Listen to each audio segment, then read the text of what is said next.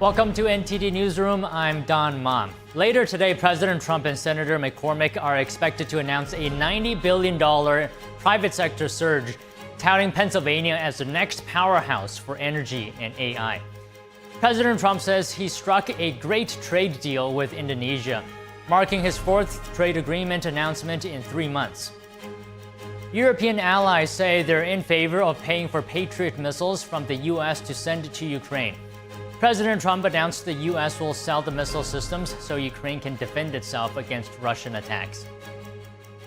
Senators are holding the confirmation hearing for Mike Waltz, President Trump's pick to be the next ambassador to the United Nations. What Waltz says about China enjoying unwarranted advantages at the UN. Candidates to head the Federal Reserve are under consideration. Treasury Secretary Scott Bessent tells Bloomberg a formal process is already underway. Severe flooding hits New Jersey. Authorities say 2 women were killed after their vehicle was swept away.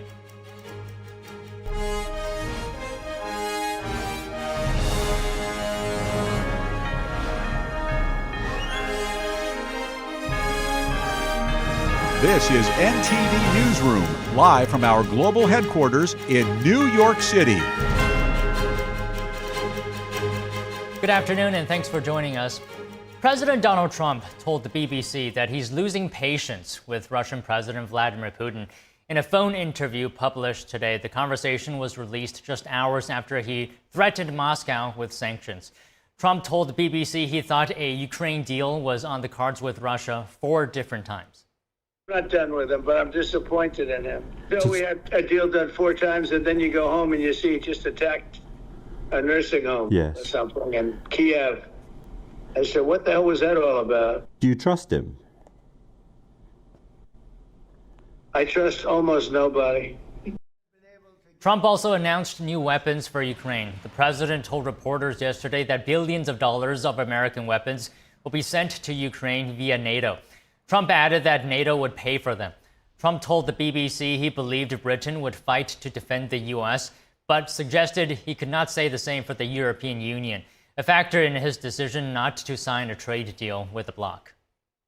I believe that the UK would fight with us. There's something about it. It's just been so many years, and I really think the relationship is just a really great one. I think that they would be with us. I'm not sure that a lot of the other countries would be, which is unfair because we pay far more than anybody else. There's a special relationship we have. Well, look, that's why I made a deal with them, and I haven't made a deal. I mean, I've made some other deals, but for the most part, in terms of your competitors and in terms of the European Union, I haven't made a deal.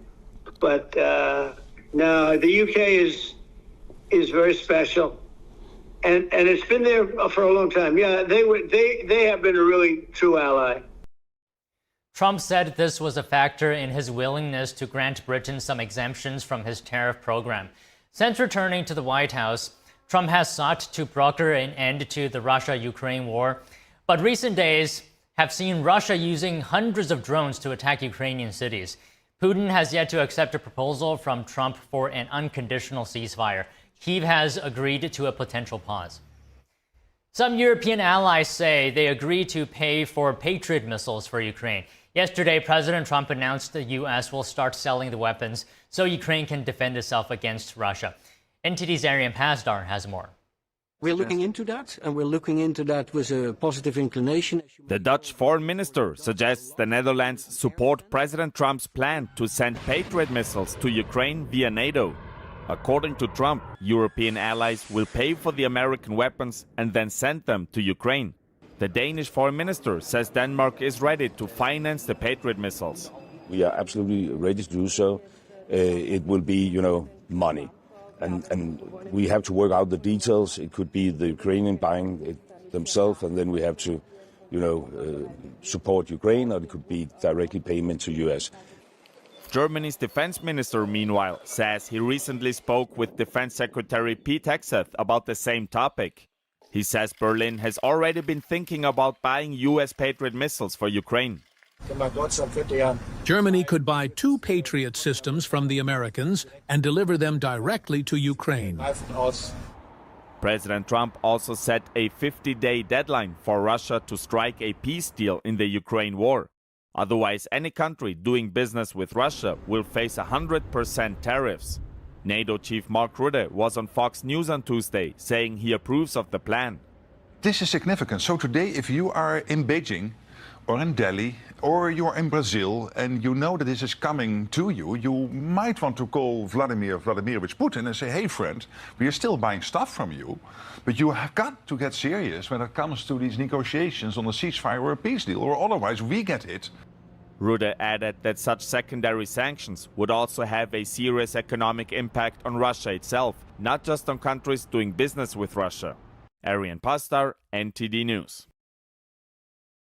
The Kremlin says President Trump's announcements on arms and sanctions are, quote, very serious. Asked about Trump's recent statements, a Kremlin spokesperson said, quote, the U.S. president's statements are very serious. Some of them are addressed personally to President Putin.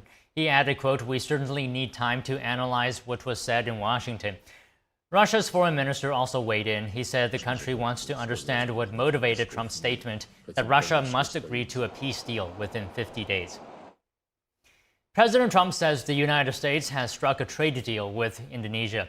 This marks Trump's fourth trade agreement announcement in 3 months. Trump took to Truth Social to announce the agreement. The president posted, quote, great deal for everybody, just made with Indonesia. I dealt directly with their highly respected president. Details to follow. Trump had threatened the Southeast Asian country with a 32% tariff rate effective August 1st. Indonesia's main exports to the U.S. are consumer electronics, apparel, and footwear.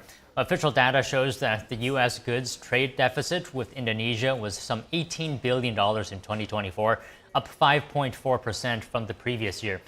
Similar to his other letters, Trump said Indonesia would not be subject to levies if the country or its companies built or manufactured products in the U.S. Since launching his tariff policy, Trump has reached trade agreements with China, the United Kingdom, and Vietnam. The European Commission is targeting $84 billion worth of U.S. goods, from Boeing aircraft to bourbon to cars. That's if trade talks with Washington fail. The EU's trade commissioner said the bloc wouldn't employ countermeasures before August 1st. I can confirm that Commissioner Šefčovič had a call with the US Commerce Secretary Howard Lutnick yesterday evening. I can't provide any details on that. I can confirm that Commissioner Šefčovič will have a call with the United States Trade Representative Jemison Greer this early evening. I can confirm that technical teams from the European Commission are on their way to Washington, D.C. as we speak. President Trump is threatening a 30% tariff on imports from the EU starting August 1st. European officials say the figure is unacceptable and would end normal trade between two of the world's largest markets. Trump has warned Brussels against retaliation. The president says any new European tariffs will be added to the 30% rate. NVIDIA is set to resume selling its H20 AI computer chips to China. The company says it won approval from the Trump administration. That comes after boss Jensen Huang met with President Trump. Here's more. NVIDIA's AI chips have been a key focus of US export controls over concern they could be used by China's military. The firm has said the curbs could cut its sales by $15 billion. Now Huang is expected to hold a media briefing in Beijing on Wednesday, where he's attending a trade expo. His visit will be closely watched by the US, where two lawmakers have asked him not to meet companies linked to defense or intelligence applications. On Tuesday, he told state media in the country that it was crucial for American companies to establish roots in China. NVIDIA faces growing competition from Chinese tech rivals, including Huawei. But firms in the country remain hungry for its AI chips. Now the US giant says it will develop a new model for the Chinese market, ensuring it is fully compliant with all US export controls. The move to resume sales comes after Washington and Beijing agreed a provisional trade truce. However, it's unclear how long that will last, with China facing an August 12th deadline to reach a durable deal with the White House. Today, President Trump is expected to unveil $90 billion in artificial intelligence and energy investments. Global investors and leaders in energy and AI will meet in Pittsburgh for an energy and innovation summit. Senator Dave McCormick is hosting the event. He says Pennsylvania is uniquely positioned to become a base for energy-intensive data centers that power the AI industry. And President Trump took questions from the media before he left for the summit. Here he is and what he said. Are you giving Mr. Putin 50 additional days to prosecute his war against you? Oh, I don't think 50 days is very long, and it could be sooner than that. So we made a deal with Indonesia. They are going to pay 19%, and we are going to pay nothing. I think it's a good deal for both parties, but we will have full access into Indonesia. And we have a couple of those deals that are going to be announced. India basically is working along that same line. We're going to have access into India. Now, Indonesia has some great product, and they also have some very valuable earths and various other materials. One of the things, as you know, they're known for is very high quality copper, which we'll be using. We're going to be meeting with the British Prime Minister, very respected, and we are going to have a meeting with him probably in Aberdeen, and we're going to do a lot of different things, and we're going to also refine the trade deal that we've made. Google has just signed the world's largest corporate clean power pact for hydroelectricity. It's a $3 billion deal with Brookfield Asset Management, and it's for electricity generated by 2 hydropower facilities in Pennsylvania. Google also plans to invest $25 billion in data centers across the state and region. The move comes as the tech industry hunts for clean energy to power data centers for artificial intelligence and cloud computing, which has driven power consumption to record highs. Immigration and Customs Enforcement conducted a large-scale operation at 2 California cannabis farms. The enforcement action ended with hundreds taken into custody amid reports of ICE agents being fired upon. DHS Secretary Kristi Noem said on X, quote, "This is quickly becoming one of the largest operations since President Trump took office." Meanwhile, President Trump is set to visit Pittsburgh, Pennsylvania, where he is expected to announce $70 billion worth of investment in AI and energy for the state. Joining us now to discuss is Mike Leon, Director of Strategy, Free and Equal Elections Foundation, and host of Can We Please Talk podcast, and Tony Kinnett, National Correspondent, The Daily Signal, and host of Tony Kinnett Cast, radio show and podcast. So good afternoon to you. Good to see you both. Starting with you, Mike, today. Give us your thoughts on the contrasting narratives. DHS claiming child rescue and forced labor versus critics alleging abuse of farm workers and overreach. Well, first off, good to see you both. We thoroughly enjoyed this afternoon, Tuesday at 2 p.m. spot. So, Don, I love the way you just asked this question because this is a 2 wrongs don't make a right thing. So let me start with the high level part of this, right? With California's legal marijuana industry and $5 billion or so that industry brings in, right? These 2 farms in Camarillo out there in California, 361 folks were arrested, right, in these raids. 4 of them had been prior convicted of crimes. That's 0.011%. 4 of them have been prior convicted of crimes, right? But when you drill a little bit more into the numbers in that arrest, 14 of them were minors, right? Now, California obviously has where if you're, within the age of 12 to 16, you can work after school hours on a farm. If you're between 16 up until about 18, you can obviously work as well. If you don't go to school, you have to prove that you don't have to be in school. But no one under the age of 21 is supposed to be working at a cannabis farm. So this is kind of one of these things where it's like these 2 wrongs don't make a right. Like if the farm was actually having workers there that are underage and all of these day workers that are illegal now, according to the new administration, right? It's been since January. We've been 6 months into this administration. You've known about the policy changes of this administration. You know now that undocumented is not a civil offense anymore. It's a criminal offense. So if this farm had all of these workers that were working there, forget about the wages for a second and what they make and things like that, and the child labor stuff just for a second. If you knew that all of these folks were undocumented and are now considered illegal according to the new laws of the United States of America, That isn't coming upon you to fix that and ratify that. And so this is, again, two wrongs don't make a right. It's part of the larger narrative of 2025 and social media postings of all of these ICE raids and things like that. But it doesn't change the fact that all these folks were potentially there illegal, and there were some minors that were working at the farm as well, when the farm had said there wasn't any minors that were working there. So again, two wrongs do not make a right, Don. And Tony, same question to you. And is there enough evidence to confirm forced child labor, trafficking, or exploitation? I don't see any evidence right now of forced child labor and trafficking in this particular situation. Those are heavy allegations. I like to see the evidence on the plate in front of me before I make one like that. But I would like to say one thing, and I think this is something that Mike will agree with me on for sure. Regarding the packing plant in Omaha, regarding the cannabis farm in California, and I don't really see any reason to treat this farm specially because it's a cannabis farm. Again, whether it's making hemp for blunts or for making rope, it doesn't really matter. To me, in this situation, it's a farm that's not part of the food chain, as one side of the aisle has been saying narratively. The other side, I think, is dunking on it because it's a pot farm, and so that's easy for conservatives to dunk on.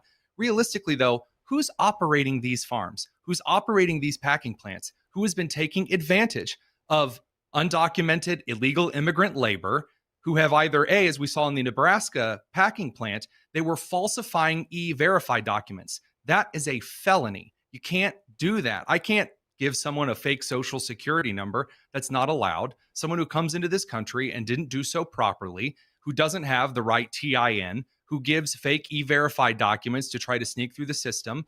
I want to know, does this individual who owns these cannabis farms, who was a donor to Gavin Newsom, did he know these were illegal immigrants? Did he know these were people who went through the process legally or illegally? That's what I'm more concerned about. I want to cut off the incentive at the source. I want individuals who work in this country to be paid a fair and living wage based on terms they agreed upon, not underselling to sneak around the law.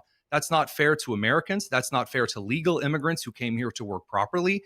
And again, if there are individuals offering these kind of opportunities, we're currently in the middle of an investigation on construction companies hiring illegal immigrants to skirt a lot of standards.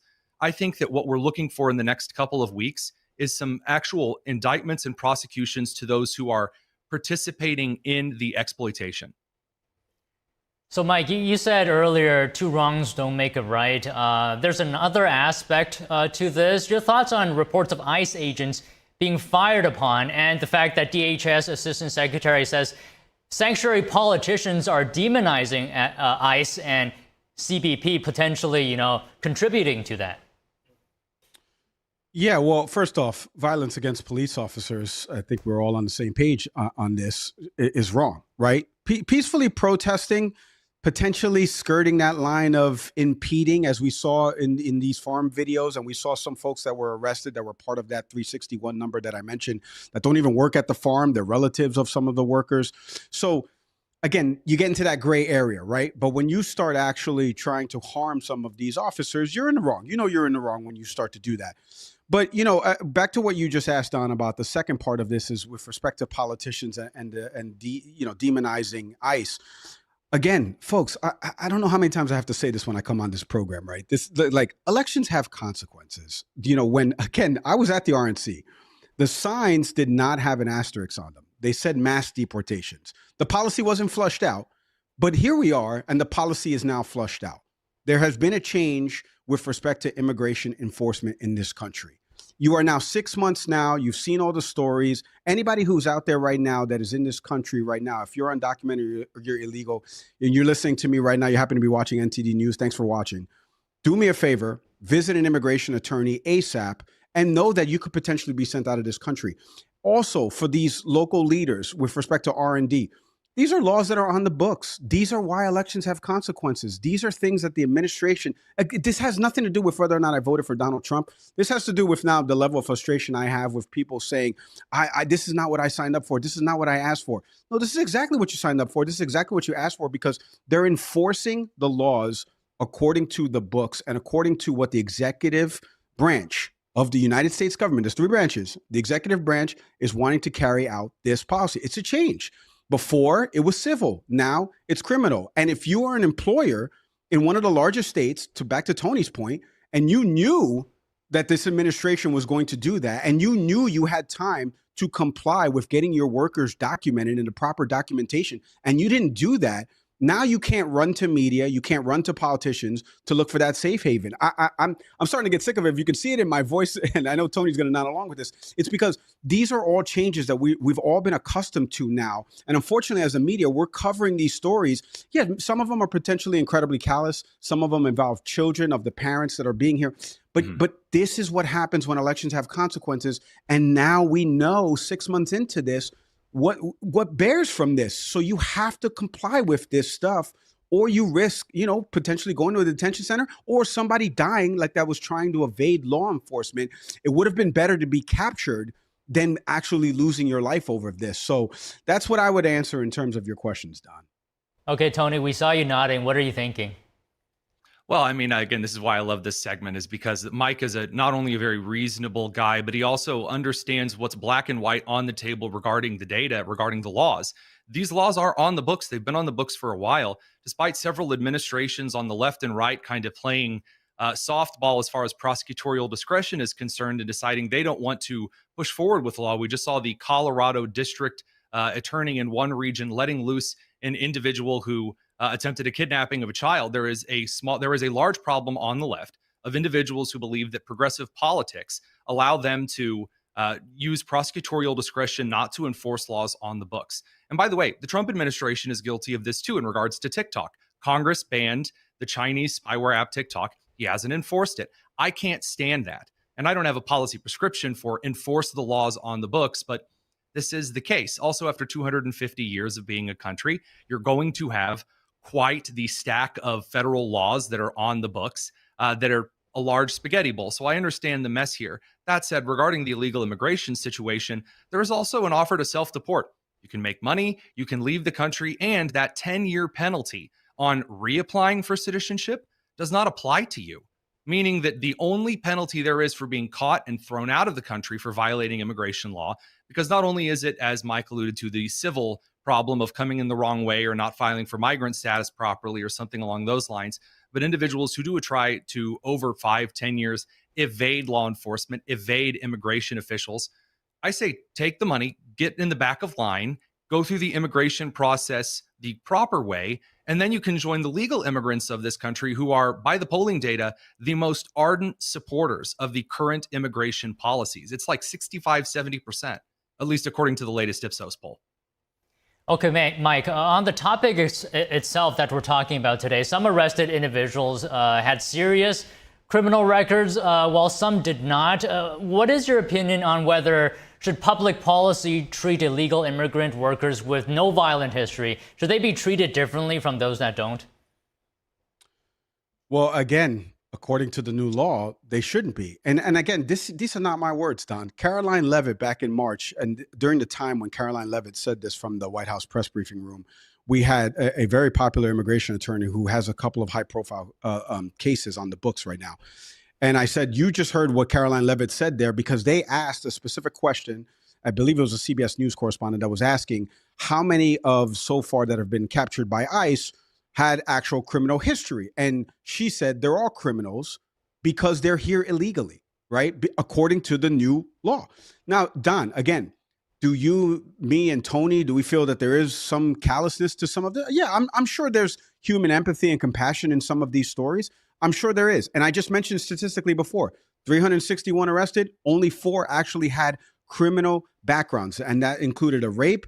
I forget the other crime that was included in that. So can ICE discern that right now and do all of that with respect to being thrown things at them and trying to do all of this law enforcement work while they're trying to do and carry out the policies of the administration? They can't be expected to do all of that. So I do think that the president, I do think the president has business leaders in the agriculture sector and the construction sector have all pointed out to the president, like, there has to be a way to do this humane wise while not killing my workforce. But again, back to what we've been talking about. If you have workforce that's not legally having the documentation necessary to work here, then you're gonna get raided. And these are the things that are going to happen. So I don't know, Don, I'm kind of at my wit's end here with all of this, because it's like we keep going around in circles with all of this, but it's like the high level part of this is like the administration has changed this. This is the policy now. So they can't discern. Go ahead, Tony. So Sorry, I don't mean to jump in. Just to build off of that, I think that there is an answer so that we're not going around in circles, because these aren't new laws. It's simply bringing forward the law through full prosecutorial discretion, at least according to what's on the books and federal statutes. The issue is that in a lot of cases, you have sanctuary states who do know where there are illegal immigrants who are working in various processes, or perhaps they're working with an immigration official, immigration attorney, they're going through the asylum process, and they are in areas that there might be other illegal immigrants who do have violent criminal records and history. And ICE has asked, the Department of Homeland Security has asked, if you work in a state where you have these databases, these records, please share them with us so that we don't, when we do come to arrest the individuals who are committing rape or who are have a violent criminal history, domestic abuse is one that pops up quite frequently in these, or you're looking at the illegal business practices, right, taking advantages of workers for cheap labor to skirt the laws, that it's not targeting just an open area. But when Gavin Newsom has forbade local law enforcement with working with federal law enforcement officials, when Karen Bass of Los Angeles has forbade, when J.B. Pritzker has forbade, when Massachusetts legislators have forbade, now you have a situation where ICE still has to uphold federal law. There are still violent criminals in these areas, but now they don't get the kind of intel and the resources that are necessary. And unfortunately, a lot of this is political stunting. It's not necessarily done to protect the dignity and compassion. They run certain aspects of those, but it's very hard for me to take Karen Bass seriously about her empathy and compassion for individuals who are just there to work and live when she hasn't even signed off on the permits to rebuild huge parts of the Palisades in Los Angeles, and that she allowed her own police officers in the LA Sheriff's Office to be followed around by these groups, threatening them, throwing concrete at their heads. As you pointed out, yep, that's attempted murder. And it creates a system that is not going to make it easier for federal authorities to discern. And by the way, I do think that for people who are coming here, they came here illegally, but all they have done is made a life here, they've worked. I'm for lessening the amount of time or of a penalty for some kind of an immigration patriotization process. But we have to actually get the cooperation of states and the federal government to make that happen. Otherwise, you can't, there's an old expression that you can't pan through a tsunami, meaning that you can't pan gold out of a rushing, roaring amount of water. Right now, we need state and federal cooperation so that we can sift through this a little more specifically. Okay, Tony, but let me ask you one thing. Upholding federal law is one thing, but is it overreach in this situation at least, or using excessive force to have armored military vehicles, tear gas, and crowd control weapons at an agricultural work site, Tony? So I'll make this answer quick because I don't want to double stack here against Mike and his time. But the short answer is I don't think the premise is quite accurate on that. They didn't show up to the farm to tear gas the workers.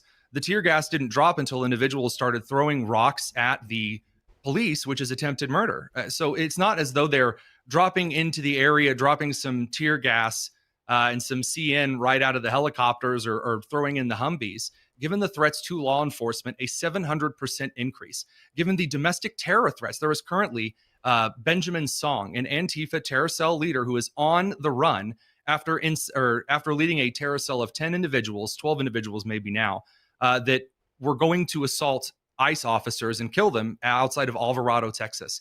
The threats are there. I don't think it's overkill to go in secure. And like some of the footage shows, there's individuals there that are very large bodied with the pink hair, stabbing a Mexican flag into the spokes of a Humvee or attempting to, and there, right at that photo, actually really good B-roll team.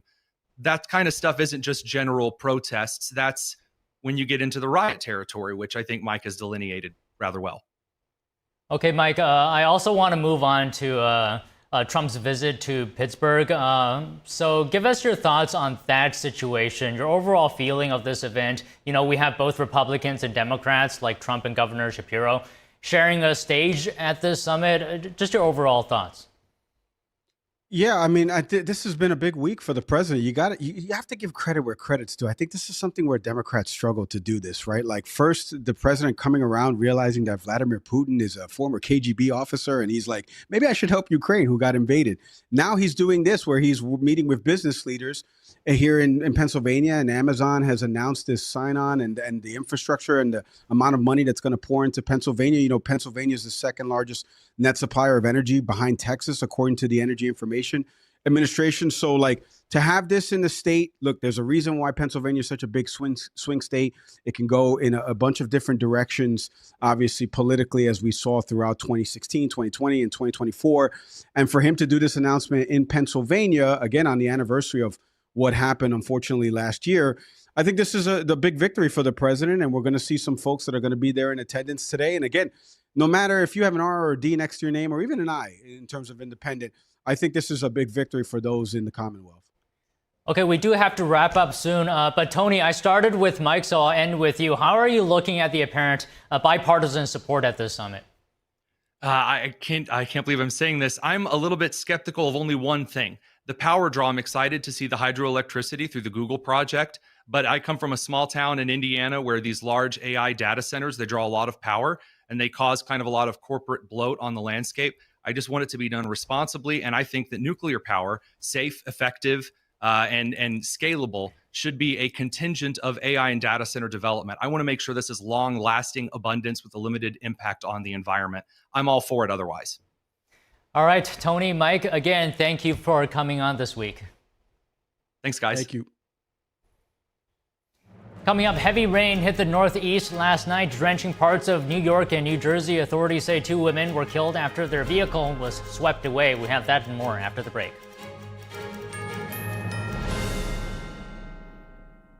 All throughout your home, appliances and systems just wait for the worst time to break down and leave you with expensive repairs. Unless you have a plan from Choice Home Warranty. All home appliances and systems have a breakdown clock, and when it expires, it will cost hundreds and potentially even thousands of dollars to fix or replace. That's why every homeowner should have a plan with Choice Home Warranty, like I do. For a low monthly fee, a Choice Home Warranty plan will cover your heating, air conditioning, plumbing, appliances, and more. Don't let an unexpected repair wreck your budget. With Choice Home Warranty, that covered repair is fixed or replaced for you. Choice Home Warranty has been a great company to work with, and they've taken care of us. I would suggest anybody who lives in a home not to be in a home without him. Avoid the ticking clock of home appliances and systems breaking down with a plan from Choice Home Warranty. Call now to get your first month free. Call in the next 10 minutes and we'll give you $120 off your first year of coverage. That's $200 in total savings. With a nationwide network of over 25,000 technicians, I don't worry about how my next breakdown will be handled. With a click of a button, my claim is filed, and Choice Home Warranty starts the clock. They do the legwork, hiring the right technician and handling the cost of covered repairs and replacements. And check this out. For a limited time, you can get 1 month of coverage free. Did you hear me? Free. You can't beat that deal with a sledgehammer. But hurry, this offer is ticking away. Once the clock hits 0, poof, it's gone. Don't fear the breakdown clock. Get a plan from Choice Home Warranty and get round-the-clock money-saving protection you can count on. Call in the next 10 minutes and we'll give you $120 off your first year of coverage, plus get your first month free. This offer won't last long. Get your home protected. Call now. Don't wait for an appliance or system to break down. Call before that happens. Call 800-983-3523. 800-983-3523. Divinely inspired traditional oil painting inspires compassion. Artwork created in truth and beauty illuminates a path to goodness. Rediscover traditional art, revive classical culture. We warmly invite oil painters from around the world to participate in the 7th NTD International Figure Painting Competition, a celebration of classical realism. Please visit oilpainting.ntdtv.com. Hey, have you heard what's happening at Mathis Home? Get new lower prices all summer long with price drop alerts all over the store. They have all the latest looks at unbeatable prices. Like this big sofa with curved arms and 5 plush throw pillows. They dropped the price to just $5.99. That's an incredible value. And with their huge selection, you're sure to find the style that's just right for you. In stock with fast, free delivery. Look for price drop alert tags and save now at your furniture superstore, Mathis Home.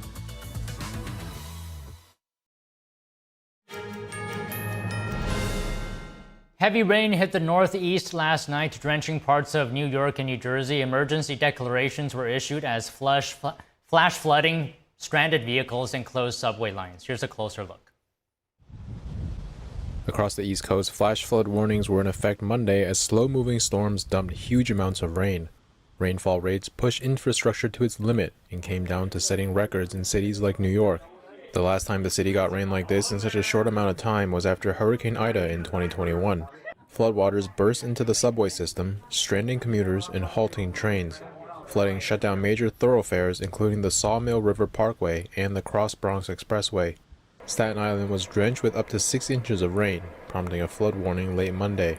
Emergency crews in Westchester County, New York were deployed to rescue people stranded in flooded vehicles. Parts of major highways were shut down due to floodwaters.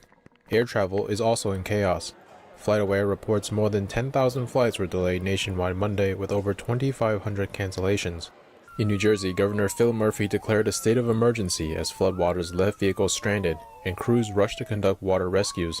In Scotch Plains, New Jersey, buses were seen stranded in rising floodwaters as major roads became impassable. In Lancaster County, Pennsylvania, rescuers performed over a dozen rescues as some homes saw up to 5 feet of water. Despite the widespread damage, officials say the worst of the storm appears to be over. Forecasters said Monday the storms would move offshore Tuesday morning, but warned a new wave of rain could arrive later this week. Floods in New Jersey have killed 2 women. Authorities say their vehicle was swept away as heavy rains fell overnight. Governor Phil Murphy said the deaths occurred in the northern New Jersey city of Plainfield. Some roads remained closed while dozens of flights were delayed or canceled at airports. According to FlightAware data, that included 159 total cancellations at Newark Liberty. Video captured on Monday evening showed a vehicle go up in flames after appearing to get stuck in floodwaters in North Plainfield. In one North Plainfield neighborhood, a house caught on fire and collapsed. Authorities said the family inside had evacuated and no injuries were reported. Residents and an employee spoke about Sunday's fire at an assisted living facility in Massachusetts that killed 9 people and injured at least 30.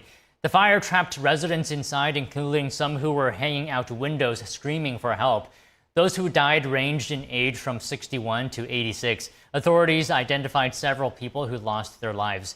The granddaughter of one of the victims told NBC Boston that her grandmother was the rock of the family. Speaking after the fire, Paul Ferrara, head cook at the Gabriel House Assisted Living Facility, was holding back his tears. Sad. They become part of your family, you know? You joke with them, you laugh with them, because you don't just work here. You're out there, you're socializing with them, you know? Trying to make it easier for them, because a lot of them have mental issues, you know? So this is not easy for them. I guess it spread it fast, you know?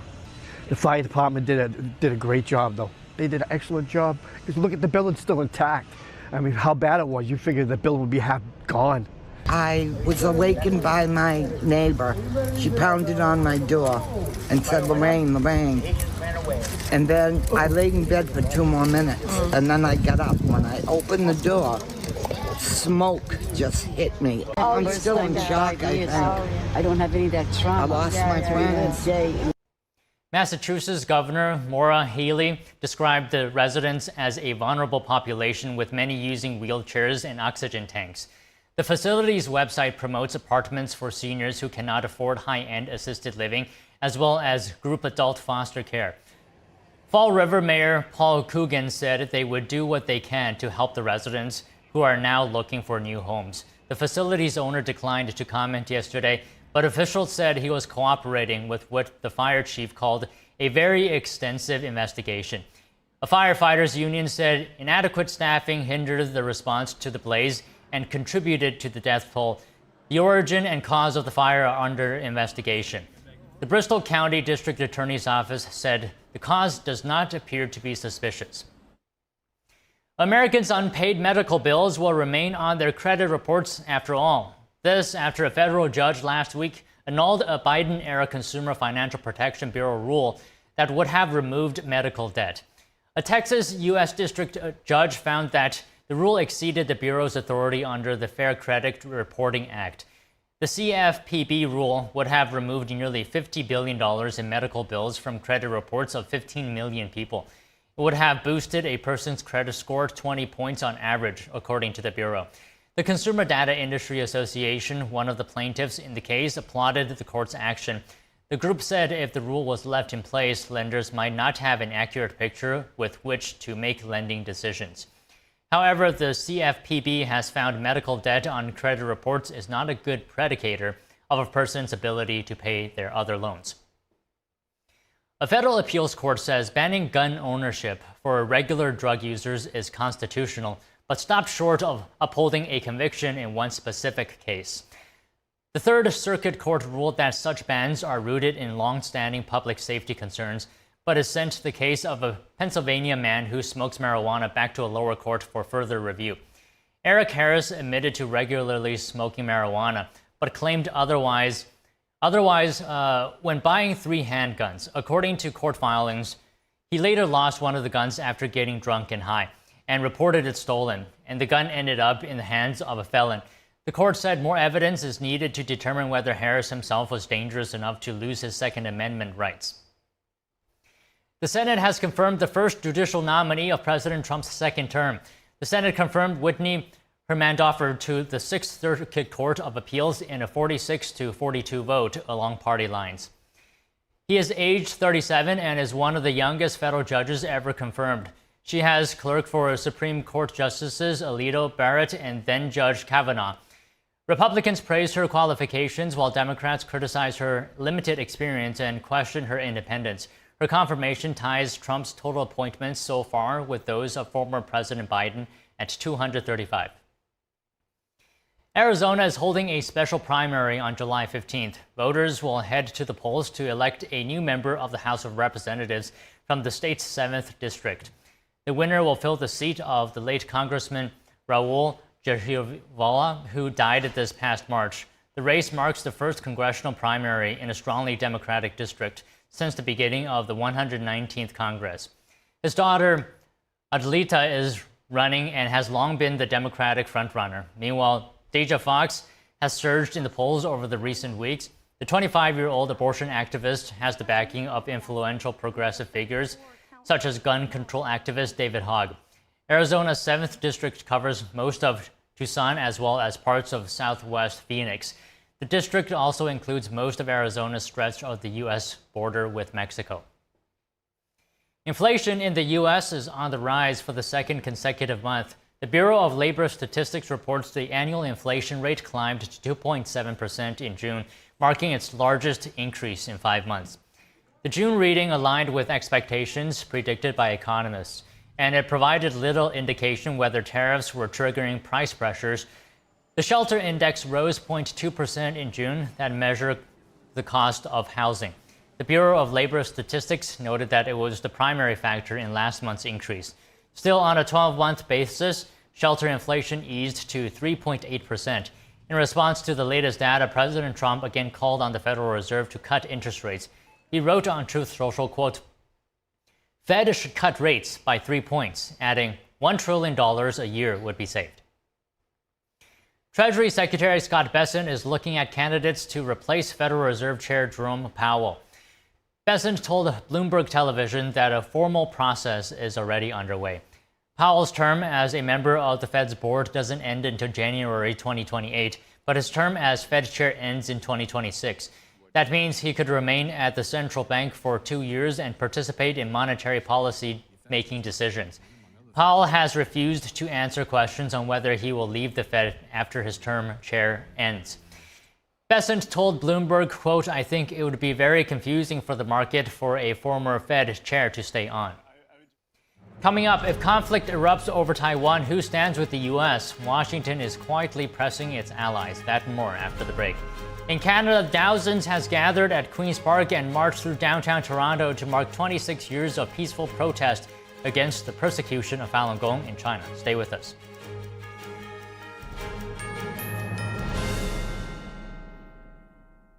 Hi, I'm Ryan Blaney, a third-generation race car driver, and we dedicate a lot of our time to going as fast as possible. My grandpa Lou is the reason why my dad and I started racing, and I'm really proud to follow in his tracks. But when my grandpa was diagnosed with Alzheimer's, it was a very unexpected bump in the road for us. I've learned a lot on this journey with my grandpa Lou, and the memories of my grandpa will always be with me. And in our family, we're used to getting involved, and I encourage you to do the same, especially when it comes to caring for your loved ones. When I think about Alzheimer's and the impact it had on my family, I recognize that losing a race isn't such a bad day after all. It's important to notice if older family members are acting differently, experiencing problems with their memory, or having trouble with routine tasks. Talking about Alzheimer's can be really tough, but if you notice something, have a conversation with your loved one. Encourage them to see a doctor or offer to go with them.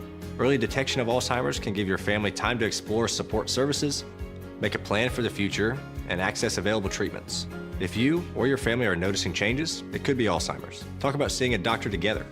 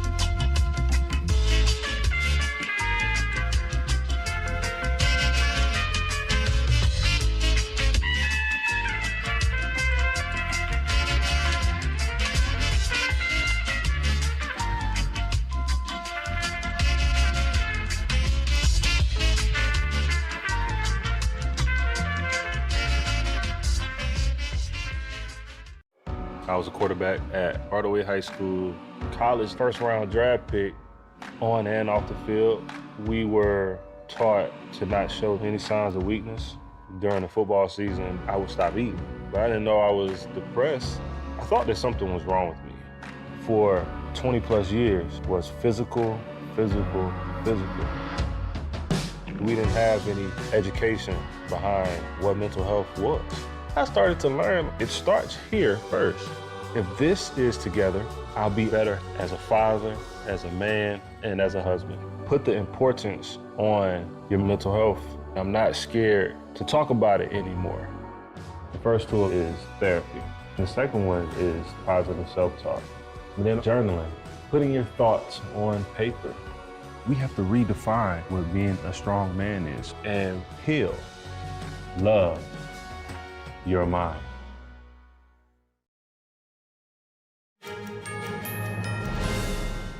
The Chinese Communist Party continues to tighten control over critical mineral supply chains. House lawmakers today are strategizing ways to break the chokehold.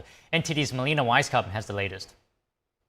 Critical minerals are essential for powering technology of the future, especially when it comes to renewable energy products. But right now, the United States and the world sits at a serious disadvantage because the Chinese Communist Party has been dominating the industry. Right now, the Chinese Communist Party produces roughly 60% of the world's critical mineral supply and processes up to 90% of it. But when it comes to replacing the Chinese regime's dominance in this area, the U.S. can't do it alone.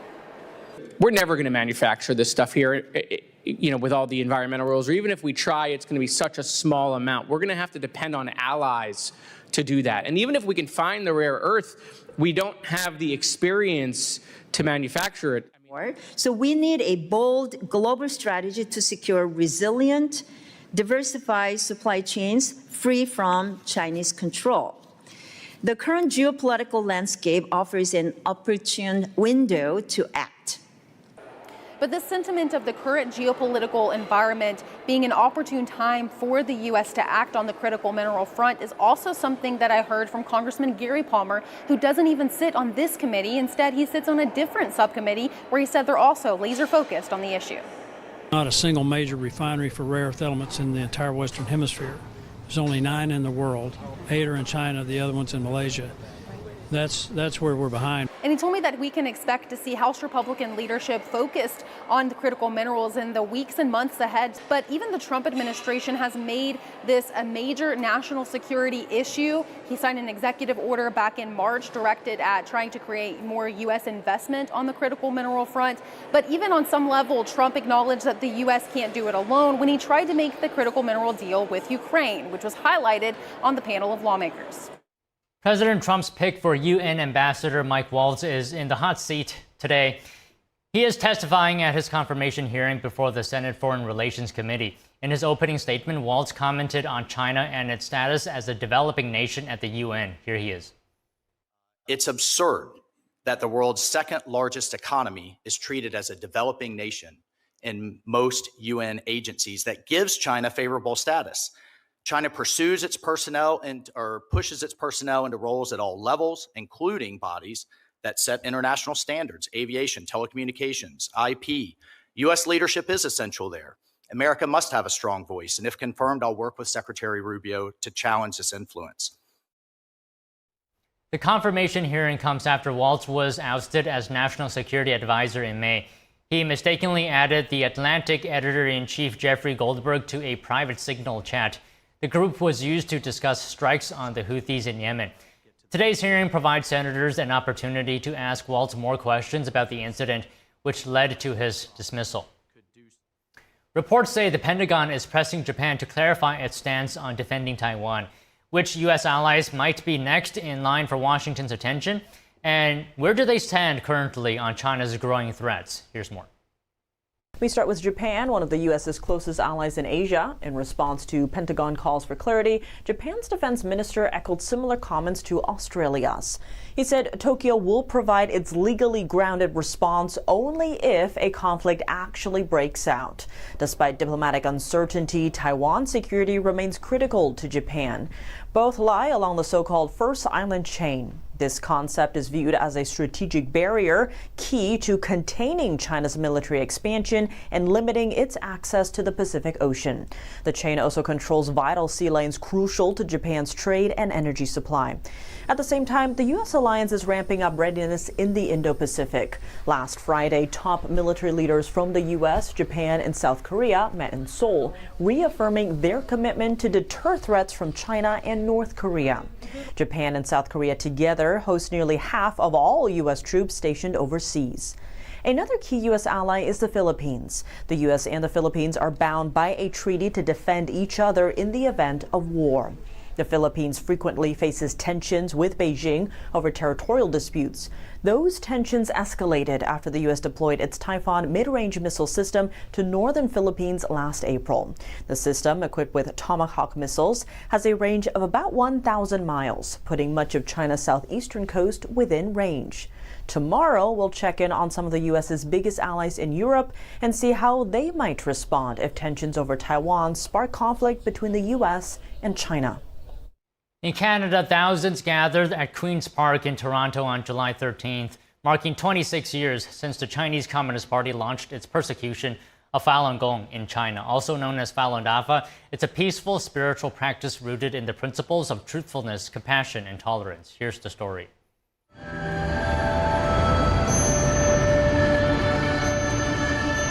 Today, we remember those lives that were lost. We honor those still detained. And we call on everyone to open your minds and think critically. Falun Gong is not a threat. The Communist Party has always been the threat. On July 20, 1999, the head of the Chinese Communist Party launched a nationwide campaign to suppress Falun Gong. I was unlawfully arrested, forced into brainwashing and slave labor. The physical and mental pressure was enormous, all because I chose to be an honest and kind person. I call on the Chinese Communist Party to stop its brutal persecution of Falun Gong practitioners across China and around the world. We deserve justice. Practitioners shared how Falun Dafa has improved their physical health and uplifted their spirit. Before I practiced, I suffered a lot from depression, and when I started practicing, it really took care of that. And after all these years now, I've had no issues with it. So it's a clear change for me, my personal health, but also a lot in terms of relations with other people, having a better relationship, whether it's at work, family relationship with my spouse, and even with my kids. Being always truthful, having a mind of forbearance and compassion is really helping us on dealing with daily what we do on our work, what we interact with other people, what we do with neighbors, with everyone around. In the afternoon, the parade made its way through major streets in downtown Toronto, drawing attention and support from onlookers who stopped to take photos and show encouragement. people should have freedom of religion. I think that's very, very important. Stealing body parts, no, it's not right. No, people, how could you do that? That's crazy. This protest is going good, and we are with this protest here. Hopefully they will put some attention over there and they will rescue them. NTD News, Canada. More than 1,000 people gather at the nation's capital to call for an end to a deadly persecution of faith targeting millions. 2025 marks the 26th year of the Chinese Communist Party's persecution of Falun Gong, also known as Falun Dafa, a spiritual discipline emphasizing the principles of truthfulness, compassion, and tolerance. Alongside human rights champions and many others, Falun Gong practitioners will hold a rally and parade, calling for an end to the regime's campaign against their freedom of belief. NTD's Fiona G. and Carrie Dunst will bring you live coverage starting at 12 p.m. Eastern this Thursday, only on NTD. The centuries-old tradition of swan upping got underway this week. That's a census of the royal swan population along the River Thames near London. The swans are owned by King Charles. They're tallied by the sovereign's swan maker, David Barber, and accompanying swan uppers who take to the waters in traditional Thames rowing skiffs. And swan upping has been taking place since the 12th century, when it was a very, very important food. Of course, today, swan upping is all about conservation in education, and swans are no longer eaten. They are a protected species. The 6 boats will circle round the family of swans with signets, and they close the actual circle closer and closer together, and then they can lift the swans and young cygnets out by hand. They're tied with special swan ties, they're taken ashore, and then they're weighed, measured, and most importantly, checked for any injuries. The 800-year-old tradition lasts 5 days. It covers a stretch of the River Thames from just outside London to Oxford, totaling 79 miles. Barber was hopeful they would find more young swans this year.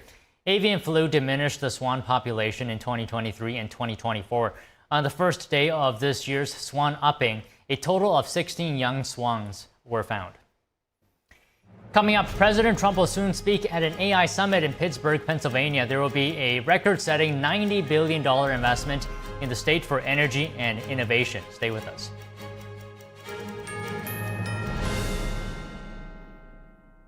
To celebrate our newest launch, Rev 7, I'm bringing you an amazing introductory offer, plus an exclusive overstock sale that you're not going to want to miss. Rev 7 is our premium energy drink that tastes great and gives you energy all day with no jitters and no crashes. That's because there's no sugar and no caffeine. I'm so sure you're going to love Rev 7 that for a limited time you can try our 3-pack absolutely free. Or check out our Percale bed sheets. I can't believe I'm even going to say this. Every color, every style, every size, only $29.88. So go to mypillow.com or call the number on your screen. Use your promo code to save 20% on our Rev 7 12-packs or try our introductory 3-pack absolutely free. And our Percale bed sheets, all sizes, only $29.88, even the queens and kings. Inventory is extremely limited, so order now. All throughout your home, appliances and systems just wait for the worst time to break down and leave you with expensive repairs. Unless you have a plan from Choice Home Warranty. All home appliances and systems have a breakdown clock, and when it expires, it will cost hundreds and potentially even thousands of dollars to fix or replace. That's why every homeowner should have a plan with Choice Home Warranty, like I do. For a low monthly fee, a Choice Home Warranty plan will cover your heating, air conditioning, plumbing, appliances, and more. Don't let an unexpected repair wreck your budget. With Choice Home Warranty, that covered repair is fixed or replaced for you. Choice Home Warranty has been a great company to work with, and they've taken care of us. I would suggest anybody who lives in a home not to be in a home without them. Avoid the ticking clock of home appliances and systems breaking down with a plan from Choice Home Warranty. Call now to get your first month free. Call in the next 10 minutes and we'll give you $120 off your first year of coverage. That's $200 in total savings. With a nationwide network of over 25,000 technicians, I don't worry about how my next breakdown will be handled. With a click of a button, my claim is filed, and Choice Home Warranty starts the clock. They do the legwork, hiring the right technician and handling the cost of covered repairs and replacements.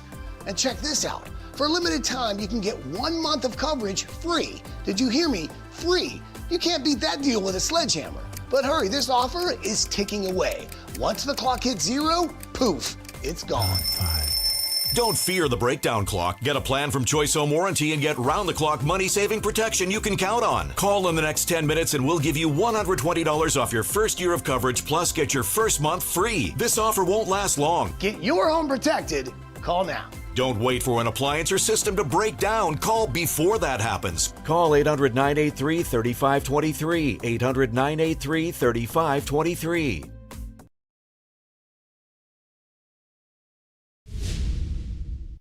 Welcome to NTD Newsroom. I'm Don Ma. President Trump is attending an AI summit in Pittsburgh, Pennsylvania. There will be a record-setting $90 billion investment in the state for energy and innovation. The DEA makes a historic drug bust. The U.S. Attorney General highlights new methods perpetrators are using to smuggle drugs into the U.S. and how the DEA is responding. Severe flooding hits New Jersey. Authorities say 2 women were killed after their vehicle was swept away. European allies say they're in favor of paying for Patriot missiles from the U.S. to send to Ukraine. President Trump announced the U.S. will sell the missile systems so Ukraine can defend itself against Russian attacks. The most valuable semiconductor company in the world, NVIDIA, says the Trump administration has given it the okay to resume shipping one of its key chips to China. We speak with an expert with decades of experience in the Indo-Pacific for his take on indications the threat to Taiwan from China is rising.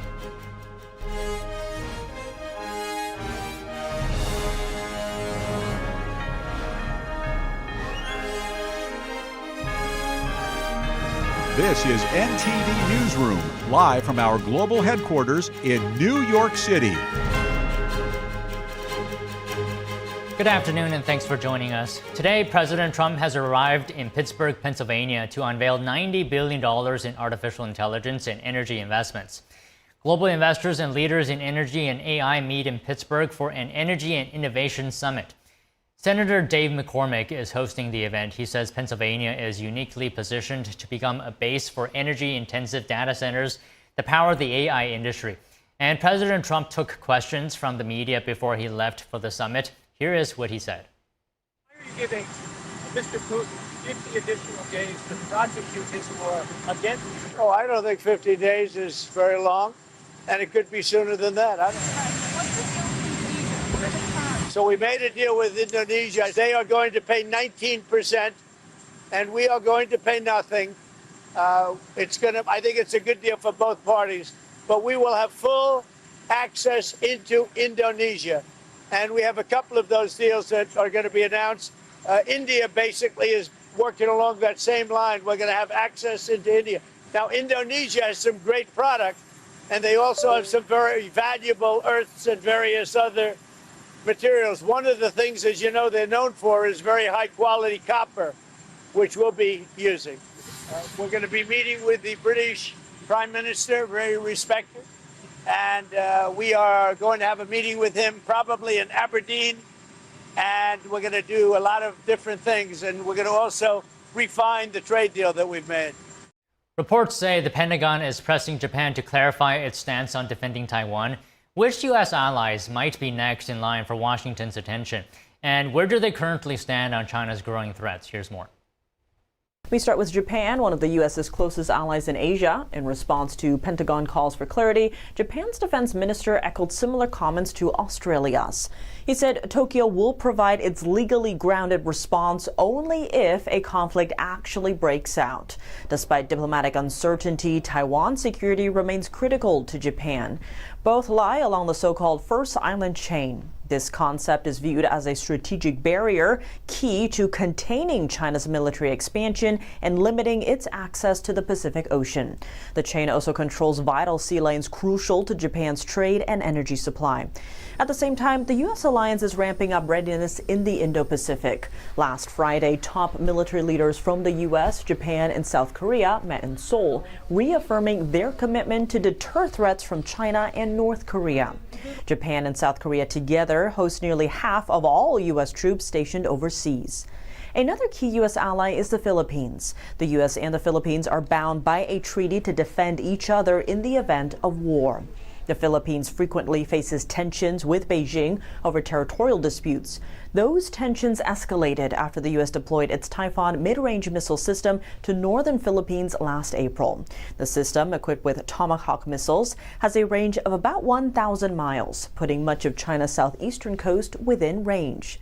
Tomorrow, we'll check in on some of the U.S.'s biggest allies in Europe and see how they might respond if tensions over Taiwan spark conflict between the U.S. and China. Joining us now is retired Colonel Grant Newsham. He served as a U.S. Marine officer and has decades of experience in the Indo-Pacific. He's also a senior fellow at the Center for Security Policy and author of the book, When China Attacks. Colonel, thanks for joining us this afternoon. So the Financial Times is reporting that the Pentagon is urging Japan and Australia to clarify what role they would play if the U.S. and China went to war over Taiwan. So I'm just wondering, why is the U.S. asking now? It makes me think, is the likelihood of an attack increasing? What is your analysis? Well, actually, it's a good question to ask, and it's fairly commonsensical, because one can see trouble coming over Taiwan, and the Americans are expected to do most of the hard work. So it's fair that they would ask their two principal allies, or two of the three, in Asia, what are you guys going to do? We don't have the ability to sort of operate on our own and take care of things. We need to know what the Japanese, what the Australians are actually going to do. And you can't just say, well, if something happens, we will follow constitutional processes, as the Japanese have said. The Australians similarly have said, well, we'll think about it. Well, you can't wait until the shooting starts. You have to know beforehand who is with you, what they can bring with them. So this was a fair question to ask. It's best done in private, however. When you do it publicly, or if it gets leaked, which is what happened in this case, that's not the way to go about it. But you need to know, and you need to ask in private. So building on your point that it's better to know ahead of time, are there any indicators of if or when an attack could happen on Taiwan? Well, actually, it could probably happen anytime.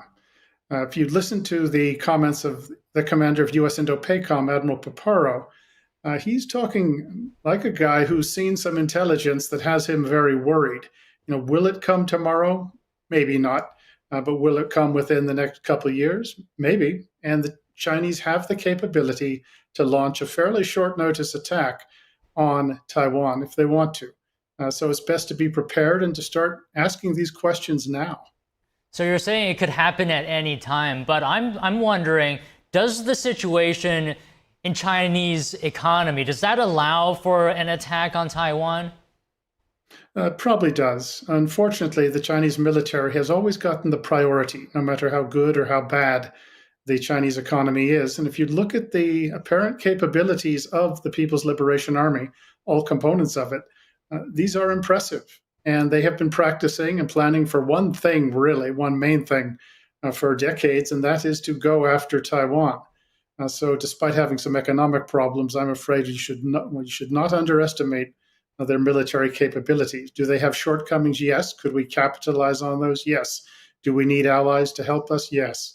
But it is a very delicate situation and dangerous one, too. How are you looking at Australia's defense industry minister saying that Australia will not commit troops to a conflict in advance ahead of time? Will they come through in the end, even though if they don't commit now, do you think? I don't know. We used to think the Australians for sure would be in on the game, but the current government seems to be as interested in doing business with China as it is in having a proper defense and even getting too close to the Americans militarily. Additionally, you have big business in Australia that is pro-China, doesn't want to fight. You have really a leftist faction in the political class that is almost anti-military and almost anti-American. So we may expect a little too much from the Australians. If you deal with the Australian military, and that isn't quite as strong a military as you'd think, but the military's game, and they would like to participate, do what's necessary. But if you look at the rest of Australia's ruling class, its business class, well, I wouldn't be too sure. So that's not a sure thing. Okay, besides Australia, what do you think about the Japanese? Are they going to help the U.S. if this conflict happens? Maybe. They need to show us now exactly what they plan to do. I'm not sure Japan has done the necessary planning nor the preparation to actually be able to fight a war, either operationally or even get the population ready psychologically. The idea seems to be, well, we'll just wait and see what happens, and if something does happen, then we will decide. And that's troubling, so that needs to be ironed out now. But Japan is giving some good support to the Philippines, and that is done with an eye towards Taiwan. But when it comes to Taiwan itself, the Japanese have been very standoffish about that.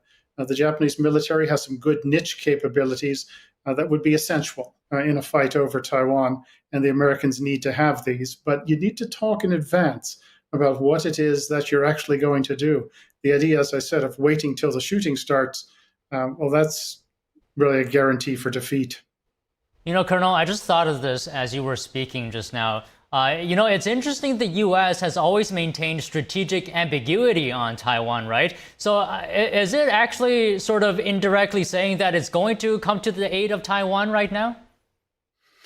Well, kind of. And our allies do have, they have a fair question they can ask is, well, what are you going to do?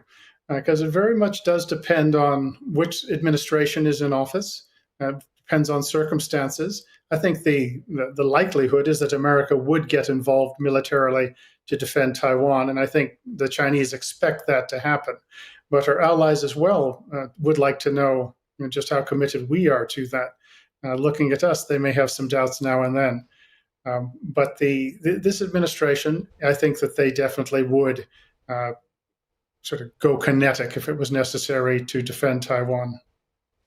So would China, would you say, is Beijing interpreting this situation, this question that the U.S. is asking its allies, is Beijing interpreting this as sort of the U.S. saying, if you attack Taiwan, we're going to help Taiwan? They could look at it that way. They may also look at it and say, particularly if the allies look ambivalent, they may say, well, if they're not sure, well, we're going to take advantage of this. We're going to press even harder. That's why these talks need to be done in private, as I say, to get things in order beforehand. But the Chinese, they've still got some doubts about what the Americans will do, and those doubts are leaning towards, well, the Americans will go all in. And while we've had a policy of strategic ambiguity, some experts that I would listen to have said that, well, we may have one, but the Chinese don't think there is. They think that we are committed to fighting for Taiwan. So Japan, Australia, and the U.S. Did training drills. What is the role of such drills? Oh, it's the kind of practice that you have to do to be able to fight for real if necessary. And you get more familiar with your allies and more able to operate together. So operationally, it's very useful. Sort of like a sports team that actually goes out and practices. If you don't practice, you're not going to get any better at it. But also there's a psychological effect where you do tend to see your allies as more as real partners. And some of this training down in Australia is very good, and particularly getting the Japanese in, the Australians in with it as well, but particularly the Japanese. As I say, there's a psychological and there's a political effect to this when you see militaries from around the region's free countries getting together to train for a war. And obviously everyone knows the war would come with China. So China looks at that. You look at it from their perspective. And whenever you see your adversaries actually doing some things that will get them prepared for a fight, well, that causes you some concern. And on that point, the U.S.'s allies, for example, Australia, saying it may or may not help the U.S. in the event of a conflict. Do you think the U.S., having heard this, is there a possibility that it will not come to the aid of Taiwan? I don't think that's really going to affect U.S. decision making. I think we certainly would like to have allies with us, and I think there is an expectation that the Japanese, as I said, will provide some of these niche capabilities that would support U.S. forces. But that's different than getting sort of all in on a fight for Taiwan. With Australia, there is I think probably a sense that they probably will help us. I'm not so sure about that. The Australian Navy, of course, is very small, so it's hard to know which of their 11 warships would actually get involved in a fight for Australia. But the Australian Air Force would be a very useful addition to have, and Australian troops are very good. There's just not many of them. So the U.S., I think, rightfully realizes that it needs our allies to be able to take care of things in Asia, and it needs allies that can fight. And for too long, it was just assumed, well, the threat isn't all that big, and if necessary, when the time comes, we will work things out. But I think the administration is rightfully trying to sort of ask questions now and make the allies understand that we need something from them and that they need to be very clear themselves that they are going to be with us should the time come. Well, all right, Colonel Grant Newsroom, thank you very much for your time today. Well, thanks for having me. I appreciate it. The Senate held a confirmation hearing for President Trump's pick for a UN ambassador, and the House began its markup of the National Defense Authorization Act for fiscal year 2026. Our Washington correspondent, Luis Eduardo Martinez, has more on these stories.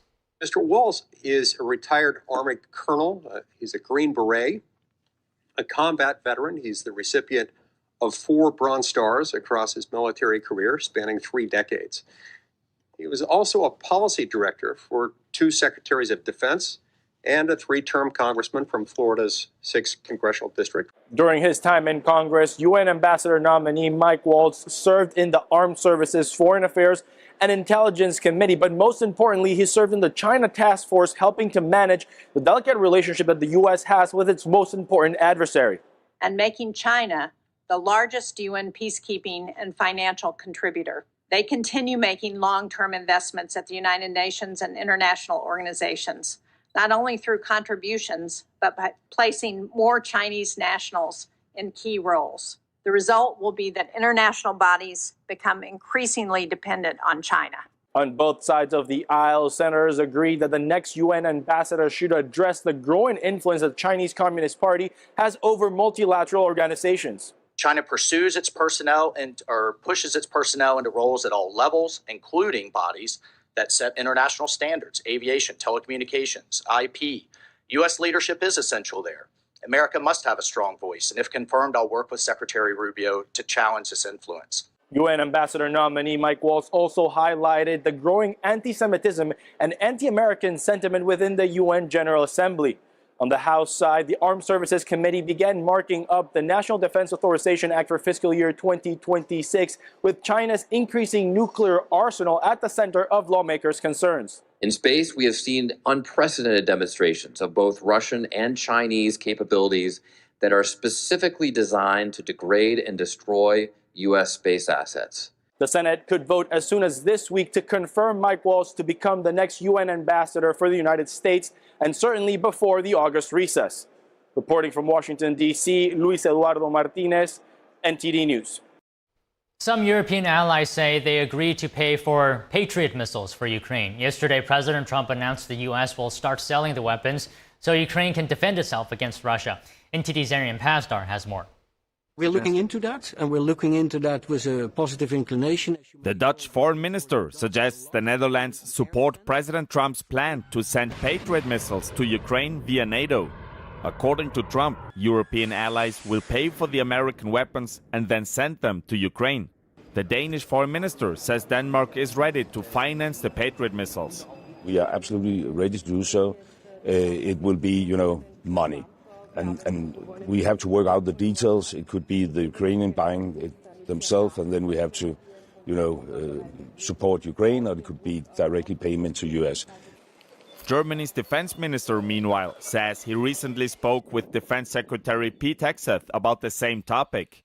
He says Berlin has already been thinking about buying U.S. Patriot missiles for Ukraine. Germany could buy 2 Patriot systems from the Americans and deliver them directly to Ukraine. President Trump also set a 50-day deadline for Russia to strike a peace deal in the Ukraine war. Otherwise, any country doing business with Russia will face 100% tariffs. NATO Chief Mark Rutte was on Fox News on Tuesday, saying he approves of the plan. This is significant. So today, if you are in Beijing or in Delhi or you're in Brazil and you know that this is coming to you, you might want to call Vladimir Vladimirovich Putin and say, hey friend, we are still buying stuff from you, but you have got to get serious when it comes to these negotiations on a ceasefire or a peace deal, or otherwise we get hit. Rutte added that such secondary sanctions would also have a serious economic impact on Russia itself, not just on countries doing business with Russia. Arian Pastar, NTD News. Coming up, heavy rain hit the Northeast last night, drenching parts of New York and New Jersey. Authorities say 2 women were killed after their vehicle was swept away. The DEA makes a historic drug bust. The U.S. Attorney General highlights new methods perpetrators are using to smuggle drugs into the U.S. and how the DEA is responding. We have that and more after the break.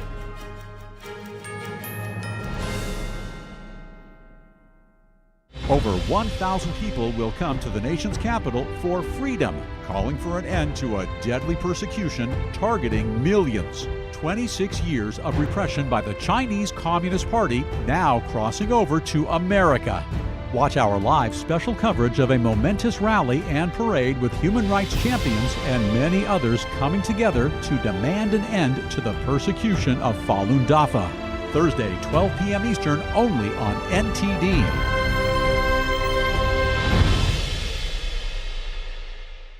Shenyun Creations, the streaming platform from Shenyun, featuring world-class dance, past programs, and all original music.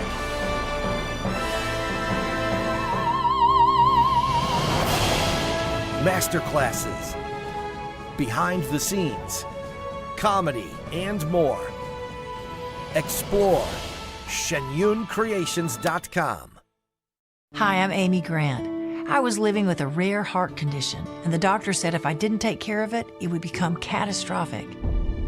A few months later, I had open heart surgery that saved my life, and I owe it to the research and life-saving medical breakthroughs developed by the American Heart Association. Like so many women, I pushed through no matter what.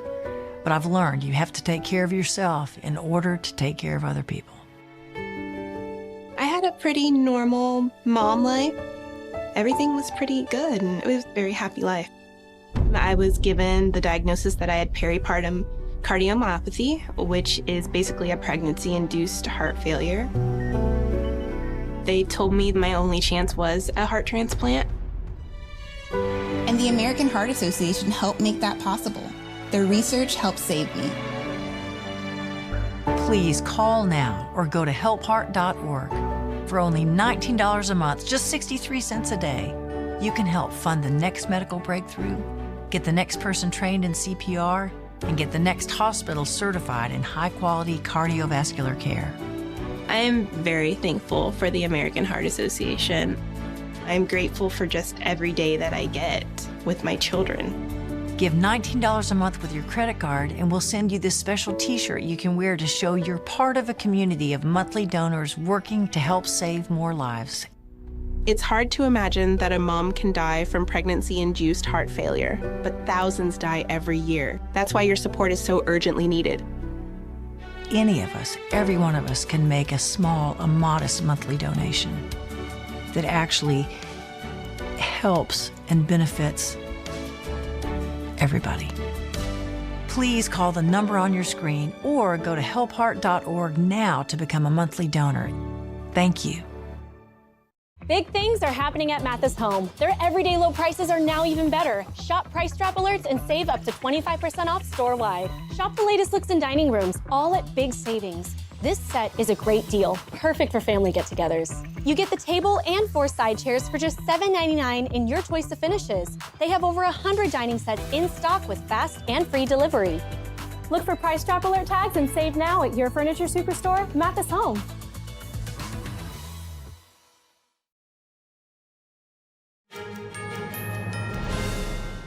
Today, the U.S. Attorney General highlighted new methods of how perpetrators are smuggling drugs into the U.S. 24 pounds of carfentanil disguised as real prescription pills. Carfentanil, we all know, is even stronger than fentanyl. They often call it the elephant tranquilizer. And it was carfentanil in prescription pills to look like oxycodone. That should terrify every parent in this country. Bondi gave the update today alongside the DEA, saying illegal immigrants were involved in drug trafficking. They believe drug cartels attempted to flood the U.S. with drugs over the 4th of July weekend, believing there would be less law enforcement.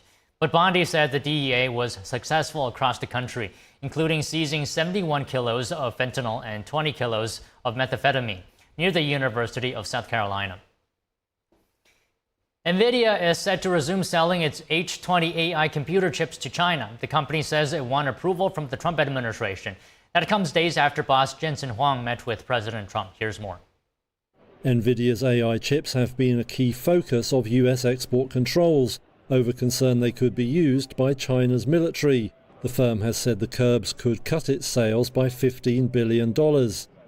Now Huang is expected to hold a media briefing in Beijing on Wednesday, where he's attending a trade expo. His visit will be closely watched by the US, where 2 lawmakers have asked him not to meet companies linked to defense or intelligence applications. On Tuesday, he told state media in the country that it was crucial for American companies to establish roots in China. NVIDIA faces growing competition from Chinese tech rivals, including Huawei. But firms in the country remain hungry for its AI chips.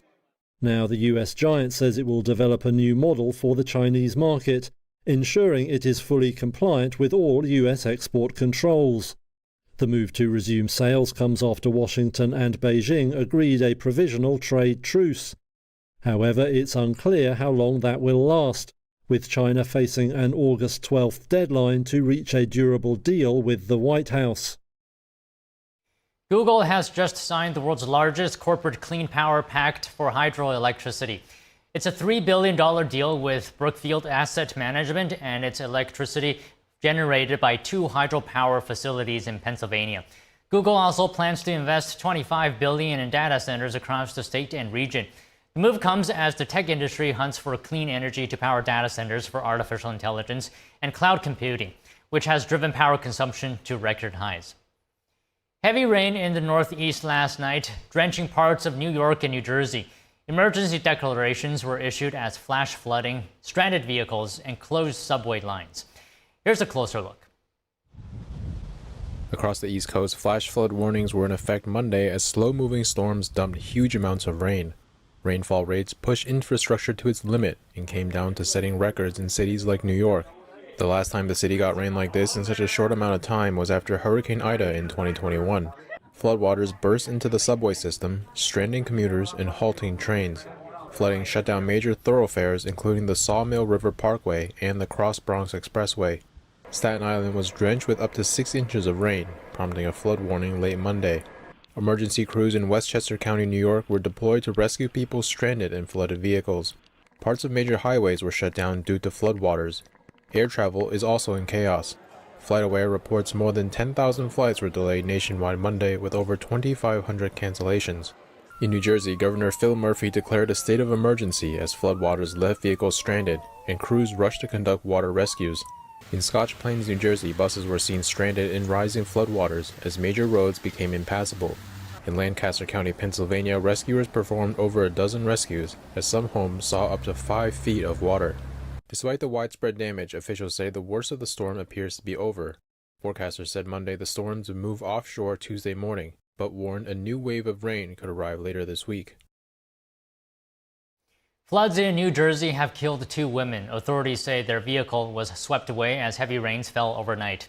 Governor Phil Murphy said the deaths occurred in the northern New Jersey city of Plainfield. Some roads remained closed while dozens of flights were delayed or canceled at airports. According to FlightAware data, that included 159 total cancellations at Newark Liberty. Video captured on Monday evening showed a vehicle go up in flames after appearing to get stuck in floodwaters in North Plainfield. In one North Plainfield neighborhood, a house caught on fire and collapsed. Authorities said the family inside had evacuated and no injuries were reported.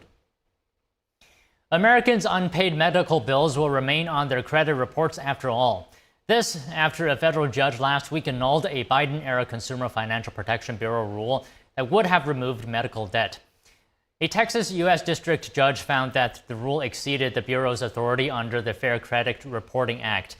The CFPB rule would have removed nearly $50 billion in medical bills from credit reports of 15 million people. It would have boosted a person's credit score 20 points on average, according to the Bureau. The Consumer Data Industry Association, one of the plaintiffs in the case, applauded the court's action. The group said if the rule was left in place, lenders might not have an accurate picture with which to make lending decisions. However, the CFPB has found medical debt on credit reports is not a good predicator of a person's ability to pay other loans. A federal appeals court says banning gun ownership for regular drug users is constitutional, but stopped short of upholding a conviction in one specific case. The Third Circuit ruled that such bans are rooted in long-standing public safety concerns, but it sent the case of a Pennsylvania man who smokes marijuana back to a lower court for further review. Eric Harris admitted to regularly smoking marijuana, but claimed otherwise when buying 3 handguns. According to court filings, he later lost one of the guns after getting drunk and high and reported it stolen, and the gun ended up in the hands of a felon. The court said more evidence is needed to determine whether Harris himself was dangerous enough to lose his Second Amendment rights. In what could be a big win for Health Secretary RFK Jr., a group of ice cream makers who reportedly make about 90% of ice cream in the U.S. have pledged to remove all artificial food dyes from their products by the end of 2027. The announcement was made alongside Secretary Kennedy. Joining us now is Wyoming State Representative Rachel Rodriguez-Williams, who chairs the state's Health, Labor, Health, and Social Services Committee. So good afternoon, Representative. To start off, would you mind giving us your reaction to the dairy industry's recent decision, to eliminate artificial food dyes from ice cream and frozen desserts? Thank you, Don. As a conservative Republican, I absolutely celebrate the fact that the free market is working. This move essentially proves that Americans can enjoy real food products without the nanny state interventionism favored by the political left. These companies have voluntarily done this, and they've seen that the overwhelming demand for real food options is important, and they're responding to the market. It's an exciting time. So can you talk to us then in the context of this move in, reversing chronic health issues in the U.S. among children as well? So the research is clear. I had the opportunity to attend the MAHA briefing led by President Trump and Secretary Kennedy, and all of the members of the commission were very, very adamant that the research is clear. Artificial food dyes are linked to increased behavioral issues among young children, and this often leads to a cascade of unnecessary medical interventions that have lifelong harmful impacts on our kids. And obviously, the companies across the United States are listening, and they're reacting voluntarily. And as well, Representative, you've indicated on a number of occasions that you're committed to carrying out, Secretary Kennedy's Make America Healthy initiative. Maybe you can talk to us about what actions are you prioritizing, perhaps, to align with the MAHA goals? Thank you. So as more food producers make similar moves, there are ways that the state government can help forward the MAHA movement as well. And again, yes, I am committed to that. I can tell you in Wyoming, I am personally bringing legislation to ensure that tax dollars in the Cowboy State are no longer used to produce school lunches that contain artificial dyes. in the committee that I chair, the Labor, Health, and Social Services Committee, we've had an overwhelming majority of support in taking up a SNAP waiver bill to stop taxpayer funds from being used to purchase junk food. And so, after all, we know that SNAP stands for Supplemental Nutrition Assistance. And junk food is not nutrition. And so we're committed to the MAHA movement in the state of Wyoming. So you mentioned earlier that you attended the MAHA Commission briefing, and President Trump established the commission to focus on the root causes of childhood chronic disease. In your view, what are the most urgent root causes that need addressing? So we heard a variety of ideas. And I am looking forward to listening to Secretary Kennedy's future policy recommendations for states. But again, this movement has been absolutely contagious. I think that American moms and state lawmakers really want our children to be healthy. And so we're looking at this administration for guidance. And I think that there is an overwhelming amount of support from the medical community as well. And so it's an exciting time. And I understand, you described yourself as a MAHA mom. So that's very interesting to me. What does it mean to you, and how has it influenced your priorities as a lawmaker?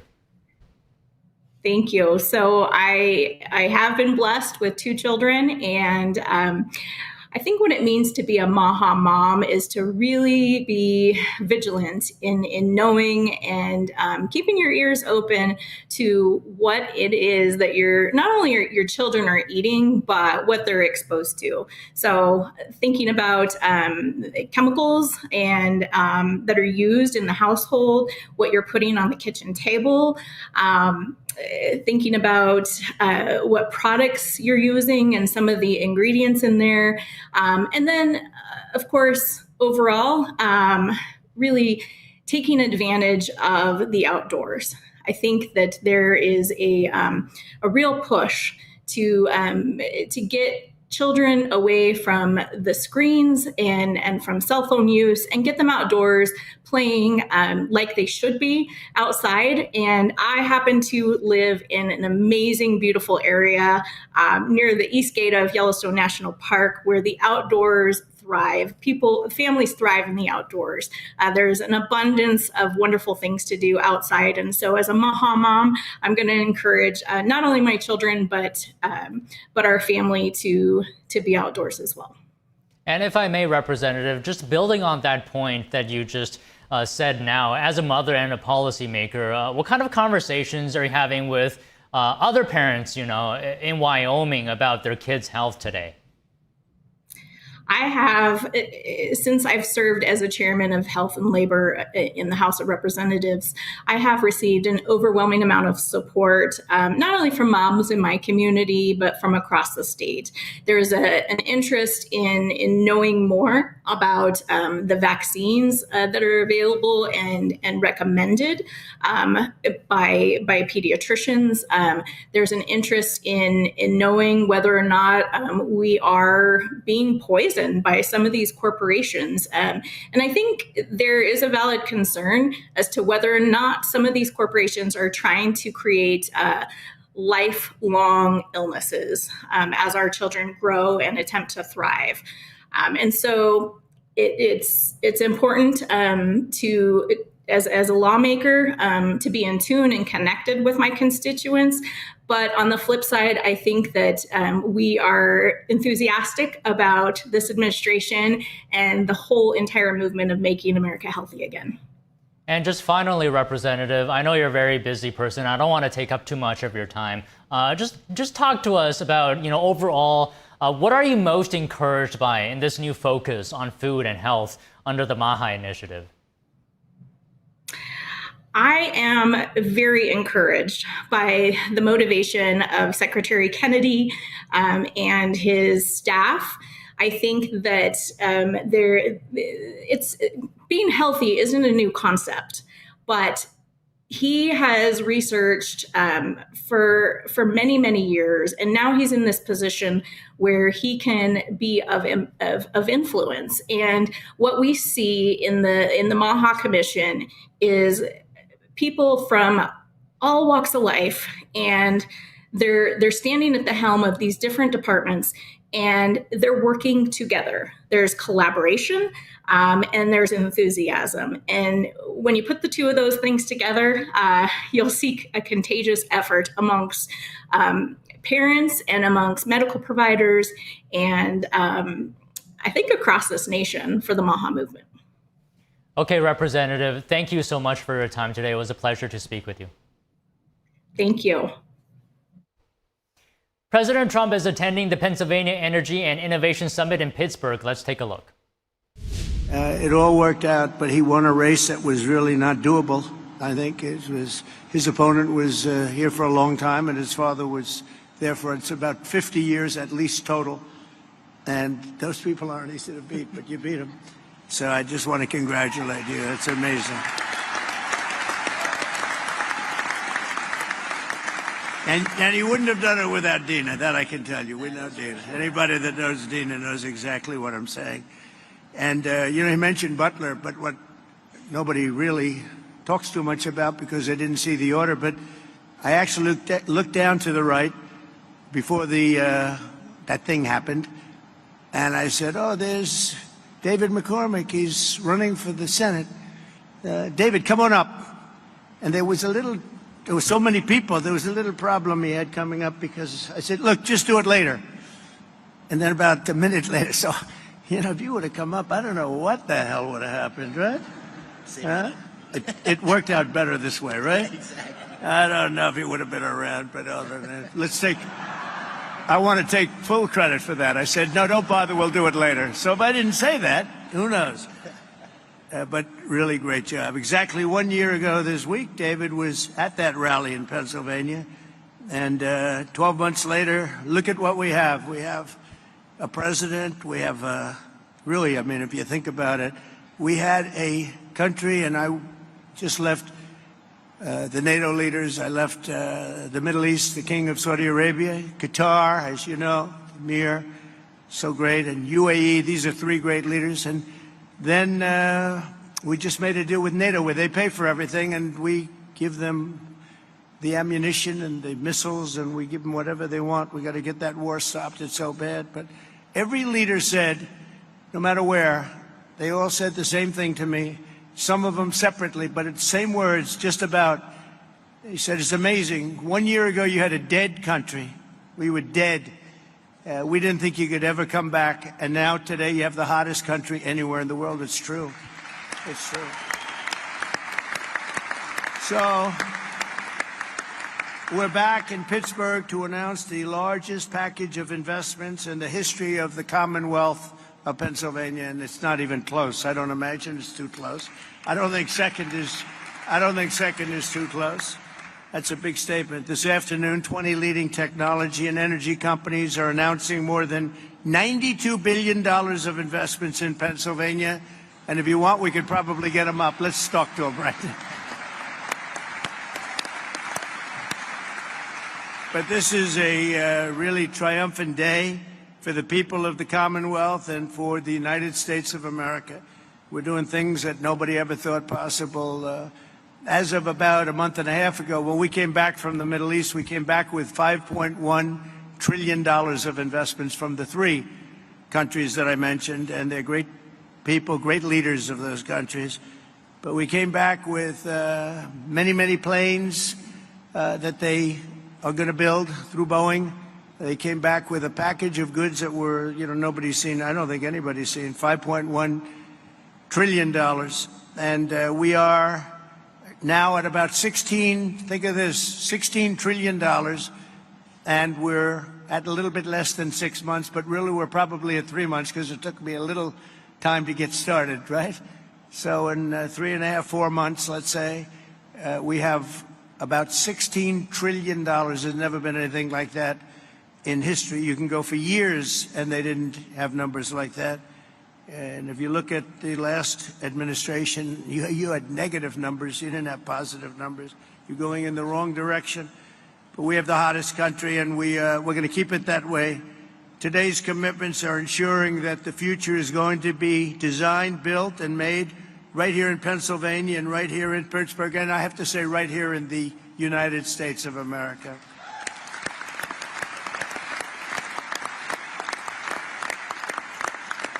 I want to thank, we have some great talent in the administration. I want to thank and say hello to a few people that are with us. Secretaries Scott Bessent, Howard Lutnick, Doug Burgum, Chris Wright.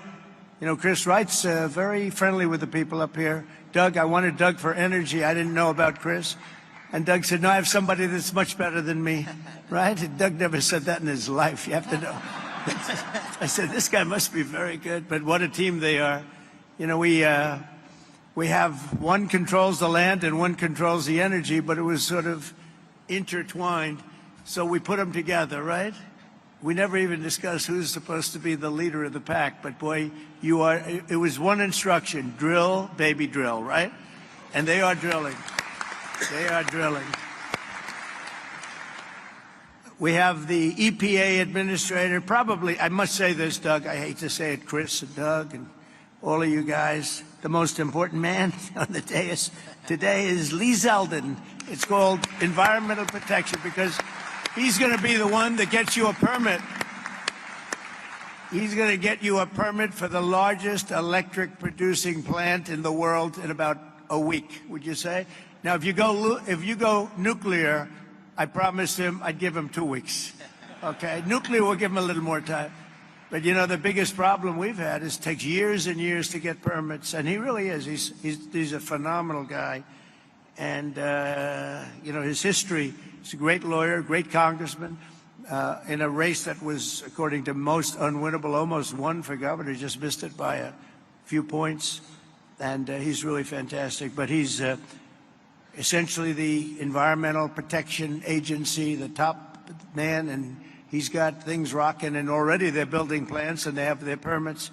These are permits that would have taken you literally 10 years to get, or I would really say 10 years before they voted against you, because that's really what was happening, and it's crazy all over the country. But we're freeing it up, and he really is going to be able to produce. And I'm looking at the numbers of China, where they're producing a lot of electric. Well, they only have one man they have to worry about, our friend, right, President Xi. He can do that by himself.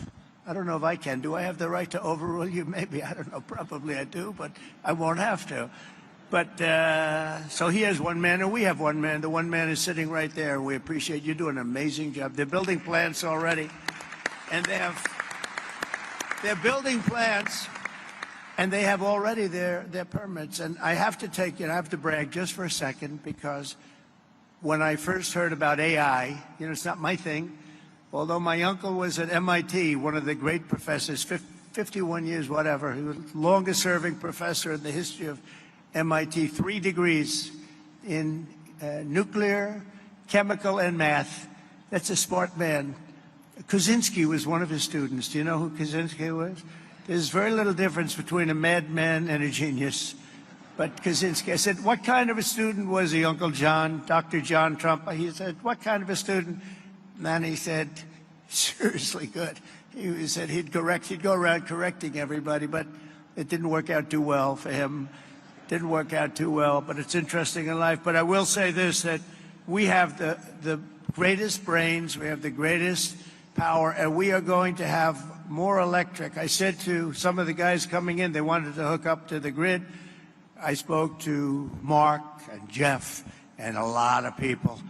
And they said, well, we want to know about the electric, because I was told we'll need, from David, you're the first one that told me. That's why I hired him, because I said he told me something I didn't know.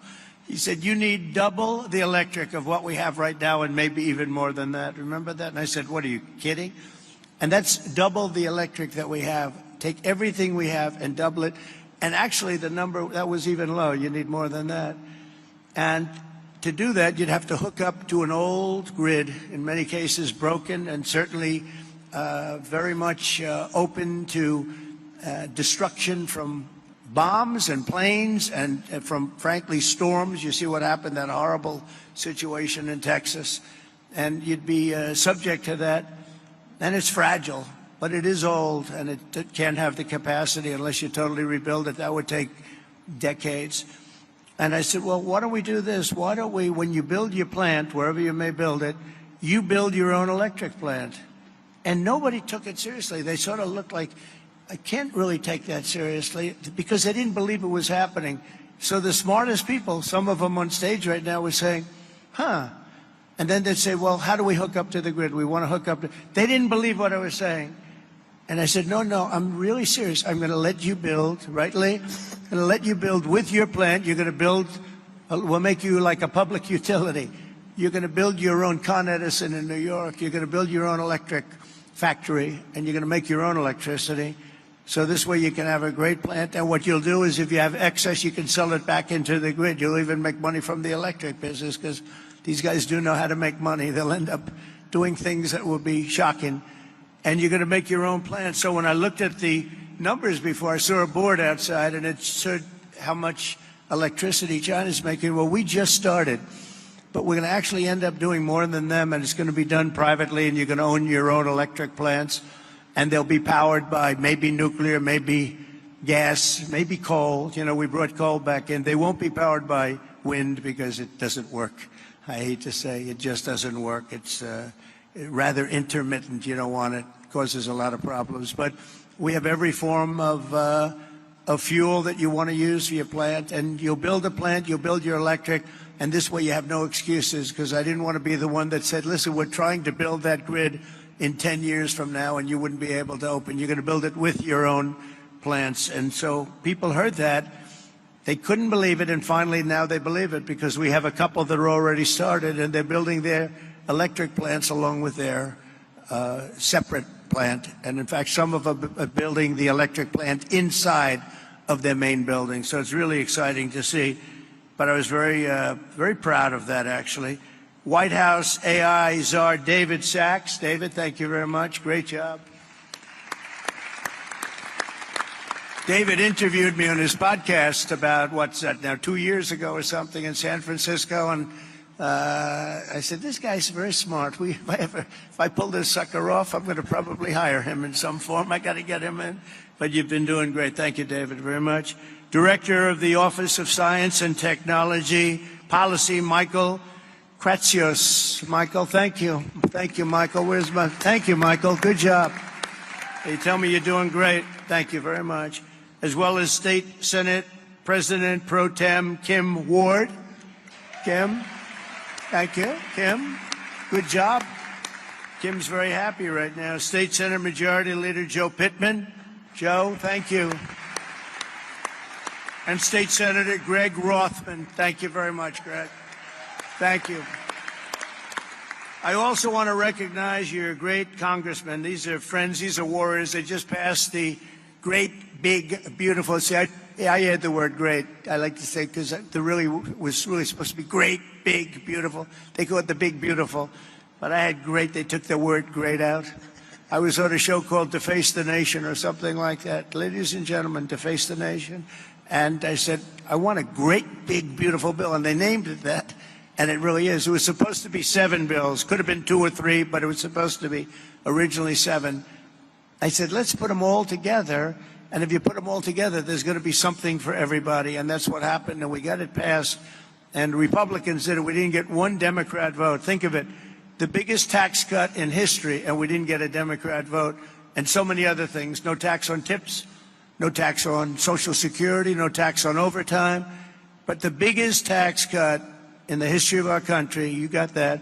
Also, the biggest deduction, you know, you have a 10-year period. Last time we had a 1-year period. Now you have a 10-year period. And that's what made the first one. We had the most successful economy in the history of our country during my first term. And we passed a bill, but that bill, honestly, as good as it was nothing compared to this one. And the biggest thing and the biggest reason for the success was the deduction. And you're allowed to do it. And this time we're including structure, so you're able to deduct those big structures that you're building. So nobody thought that was even possible. But I want to introduce the people that did it. Dan Muser is here. Where's Dan? Dan, you... Oh, they're in Washington working on our next bill. Good. They shouldn't be here. Now I don't have to mention their names, you know. Although they're watching on television, I guarantee. Oh, that's right. They're working on our next one, which is coming for a vote, I think, on Friday. Wow, I'm impressed. But JT, GT Thompson, Lloyd Schmucker, John Joyce, Mike Kelly, Scott Perry, Rob Bresnahan, all terrific people, and Guy Reschenthaler. These are great people. They're warriors. They fought with us. They voted with us. We only had 2 negative votes. I didn't invite those 2 guys to anything. We had a guy named Rand Paul Jr. He's known as Rand Paul Jr. in the House. He always votes no. And we had somebody else. I did him a big favor, and I said, well, he's not going to, sir, I don't think so-and-so is going to vote. I won't mention his name. And I said, no, he's going to vote because I did him a very big favor, very personal favor, as big as you can get. Having to do with death and life, but no, he's going to vote. Don't worry about it. Okay, sir, if you tell me, but I don't think we're going to get his vote. Don't worry about it, I said. I know what I'm talking about. Don't worry about it. And sure as hell, he voted against us. And I said, another one down, another great move by Trump. Anyway, so much for favors. You know, it's welcome to the world of politics, right? Right, David? We know about that. But we're here today because we believe that America's destiny is to dominate every industry and be the first in every technology. And that includes being the world's #1 superpower in artificial intelligence. And we are way ahead of China, I have to say. We're way ahead of China, and the plants are starting up, the construction's starting up. And did you notice that 2 days ago they just announced that they had a budget surplus of $25 billion in this country? Right, Howard? They never saw anything like that. Everyone would say, where did that? That's been like decades, $25 billion, and that's peanuts compared to what it's. And it's good business practices. The tariffs are coming in by the hundreds of billions of dollars, and they're really at the infant stage right now. It's only on cars and steel, mostly.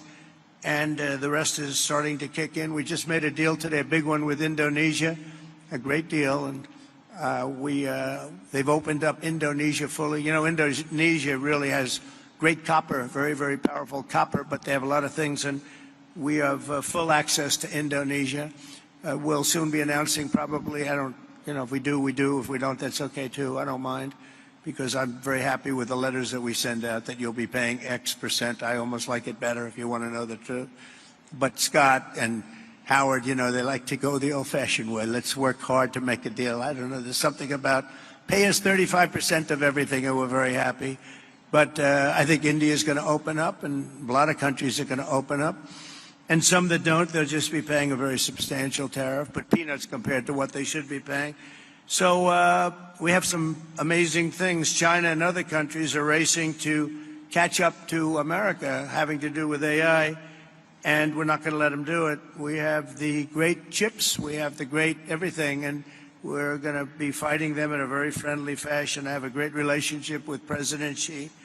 And we smile at the back and forth. But we are leading. I heard somebody say before that we're going to try and catch China. We're not catching them. We're leading.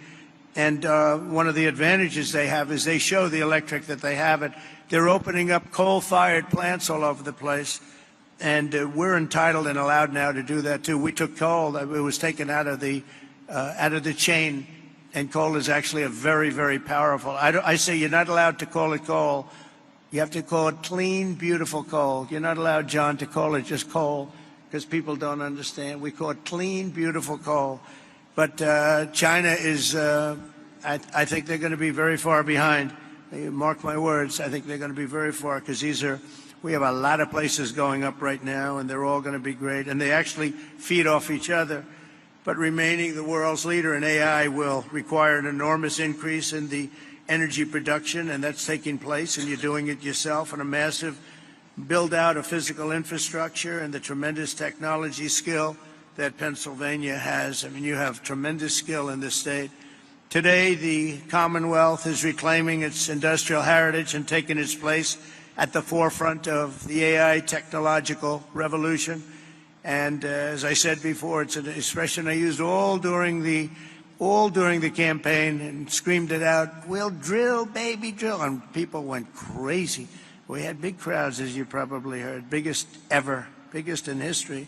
The investments being announced this afternoon include more than $56 billion in new energy infrastructure and more than $36 billion in new data center projects. And a lot more than that are going to be announced in the coming weeks, not even months. I think we could say weeks, right, Howard? In the campaign, I promised that I would save the Homer City power plant 50 miles east of here that Joe Biden's Green New Scam forced to shut down. It's a Green New Scam, greatest scam in history, the greatest in history. Well, the auto pen, I think, is a bigger scam, if you want to know the truth. Actually, I do believe that. Today, we're pleased to report that a $15 billion investment from Knighthead Capital Management. Who's here from Knighthead? Well, I'm very impressed with that. $15 billion. That's pretty good. It's a great location, too. Wow. That's very impressive. Thank you very much. That's a big number, huh? It's a big number, and yet it's peanuts relative to what it would get. That's a good job. But the Homer City site is being resurrected as the largest natural gas-fired power plant ever to be built in North America. Is that right, huh? That's fantastic. As another example, Google will be investing billions and billions of dollars to revitalize two major hydropower facilities in Pennsylvania. Congratulations. Say hello to Sergey and Sundar. They've done a pretty good job at Google, I'll tell you. And they have their star right here, so congratulations. That's really fantastic. And under the last year of Biden, China added 11 times as much power generation capacity as did the United States. That's under Biden. That's not under Trump. That's under Sleepy Joe. Under the Trump administration, America's getting back in the game, and we're going to actually be doing more than they do, as I said. And on day one, I ended the Green New Scam. I also ended Joe Biden's war on clean, beautiful Pennsylvania coal. Totally ended. Coal has equal, if not greater, status. It's a very powerful. It's a very powerful thing, coal. China, it's sort of interesting. China makes windmills, but how many wind farms do you see in China? I haven't seen any lately. It's sort of crazy. They build the windmills, sell them into our country, sell them all over the world, and they ruin their fields and ruin their valleys. And then you look at China. Where's your wind farm? Well, we have one. We're thinking about one. No, it's the whole thing is crazy. But they use coal, and they're building right now about 52 power plants, all of coal. I signed historic executive orders to expedite construction of brand new nuclear power plants, which is very hot. We've issued an order, as you probably know, 1 month ago, making it very easy and very safe to build nuclear power. And Westinghouse, I know, is represented here, and they're become a whole brand new Westinghouse. Congratulations. It's a great thing you're doing.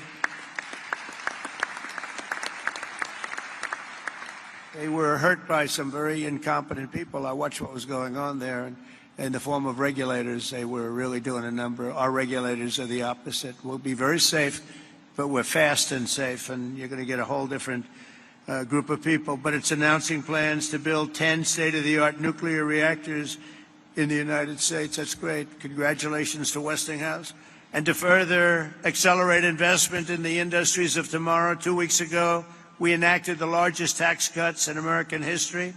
When I signed that one big, beautiful bill into law, we're adding to it a little bit, and we're refining it a little bit, all to the positive.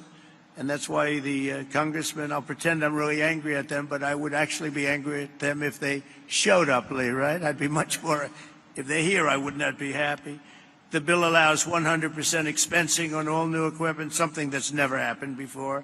Factories, research, and as I said before, even structure. To further protect Pennsylvania industry, 2 months ago, I came here to announce my approval of a historic investment deal with Nippon Steel of Japan, to keep U.S. steel right here in Pittsburgh. And we have a great woman here, Selena Zito. She's the writer. She writes on the Rust Belt and the Midwest, really, but the Rust Belt, anything having to do with rust and belt. Where is Selena? Is she around there someplace? Because I'm doing an interview with her in a little while. And I said, do me a favor, let me do the interview after this. This way we can be right on time. Where is Selena? There she is up there. Oh, she's great. You can't be angry at me now, Selena, because I'll be with you. I said, Selena, can we make it after? Otherwise, we're going to keep a lot of money waiting. These people have big money. When I saw the people here, I said, Selena, I'm sorry. I have to delay this. And also, Miss McAdams. Where is Miss McAdams? We're going to do one with her, too. And she's great, with Fox. And she's been fantastic. Stand up. Stand up. Young and smart and vibrant. She's been you've done a great job. So I'll see you in a couple of minutes. All right. That's great. We can't keep this kind of money waiting. These are truly the biggest investors in the world, including my friend John on my left. But these are the biggest investors in the world. I'm sorry, McAdams, and I'm sorry, Selena. That's the way it works. It's very impressive. But Nippon Steel, and we got it, and we have all sorts of protections because of the fact that U.S. Steel was you people years ago.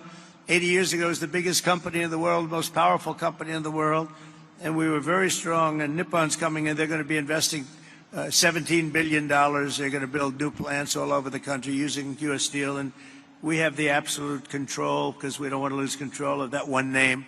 That one name is very important for to the history of this country, and I think Nippon's going to do a fantastic job. And, you know, in some cases, they could take it back to their country. I said to people, because a lot of people said, well, what do you think? Japanese companies coming in. I said, well, you know, when they spend $1 billion in a steel plant, they're not going to put it on a boat and take it away. It's going to be right here with us, no matter what. But they are going to do a fantastic job, and they look forward to it, and they're so excited about it. They actually fought very, very hard to get that deal. And I think when you look at the countless jobs at the Mon Valley Works in western Pennsylvania, we have something that's going to be really incredible. And we did keep a golden share. You know who has the golden share? I do. I have the golden. Does everybody know what a golden share? A lot of these people from the Middle East, they don't have to worry about golden shares. But we have a golden share, but Nippon's going to do a fantastic job.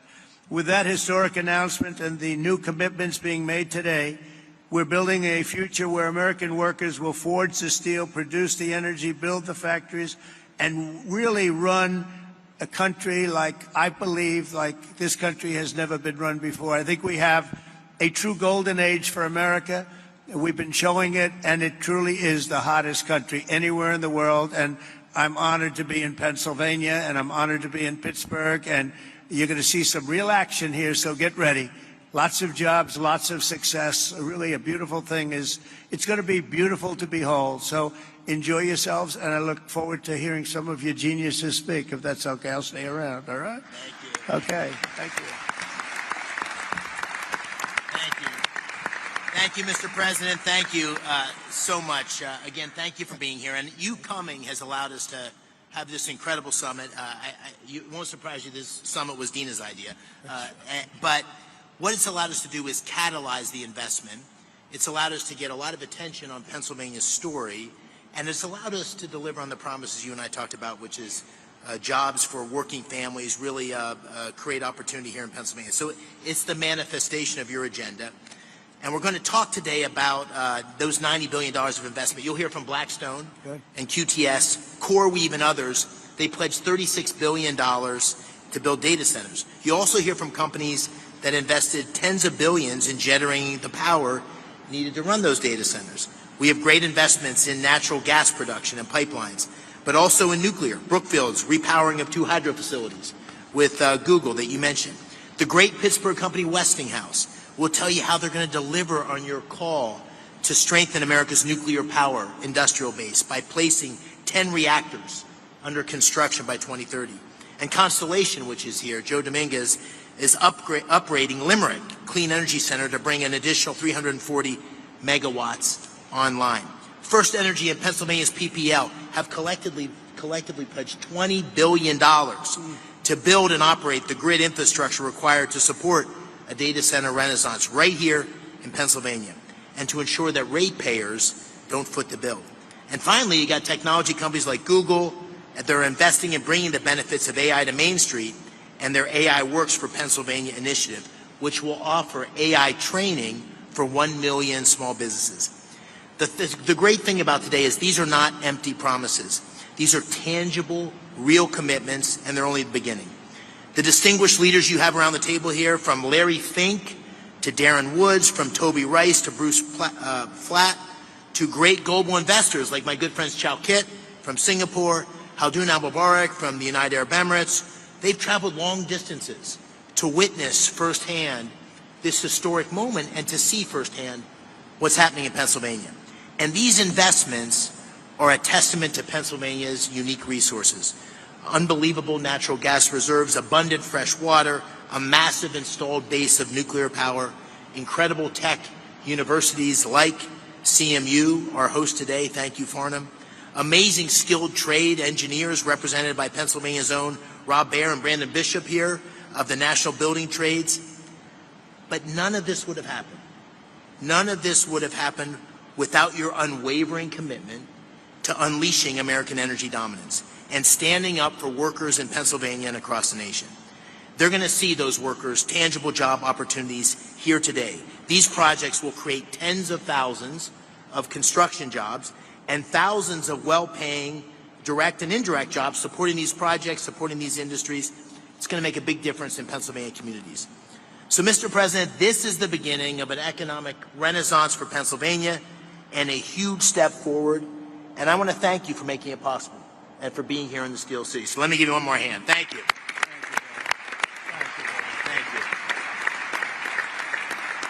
So with that, if it's all right with you, Mr. President, I'm going to call on a handful of the people here and let them tell you a little bit about what they're thinking and why they're investing. I'll start with, to your left, John Gray, President and COO of Blackstone, $25 billion in data center and energy infrastructure in Northeast PA.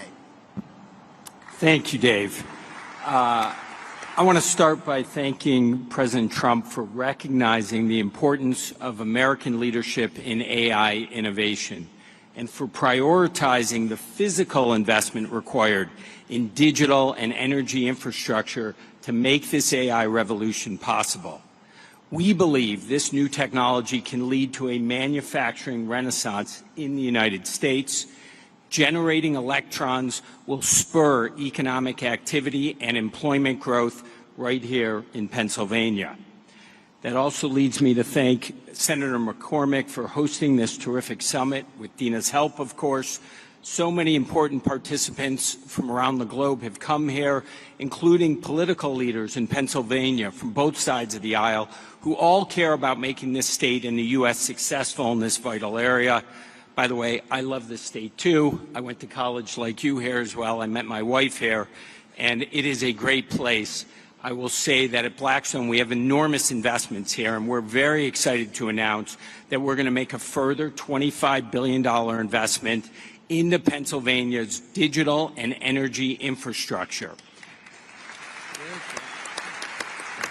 Thank you, Mr. President. Great. The investment should catalyze over the next 10-plus year a further $60 billion on top of that into the state. Pennsylvania, as you've heard, is uniquely situated as a strategic hub to power the nation's AI objectives. Abundant, low-cost energy, 20% of the country's natural gas production, and by co-locating data centers next to the natural gas, we eliminate the enormous cost and time delays with these projects, which makes us super bullish on this state.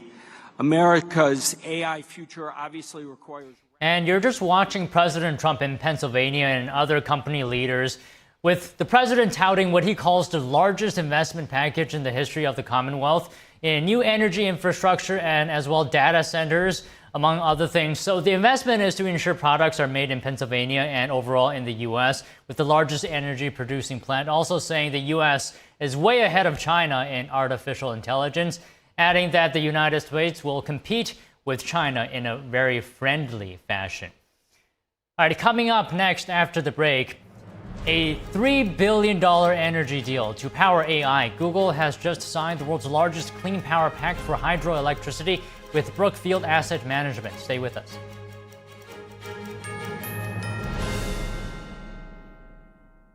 Over 1,000 people will come to the nation's capital for freedom, calling for an end to a deadly persecution targeting millions. 26 years of repression by the Chinese Communist Party now crossing over to America. Watch our live special coverage of a momentous rally and parade with human rights champions and many others coming together to demand an end to the persecution of Falun Dafa. Thursday, 12 p.m. Eastern, only on NTD.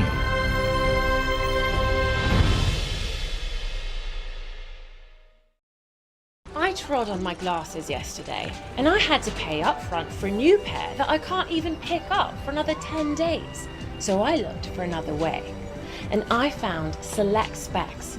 I ordered online. My new glasses just arrived this morning, and I can pay over the next few weeks. This is the way to buy glasses. See now, pay later with Select Specs. Next day delivery and deferred payment options only at selectspecs.com.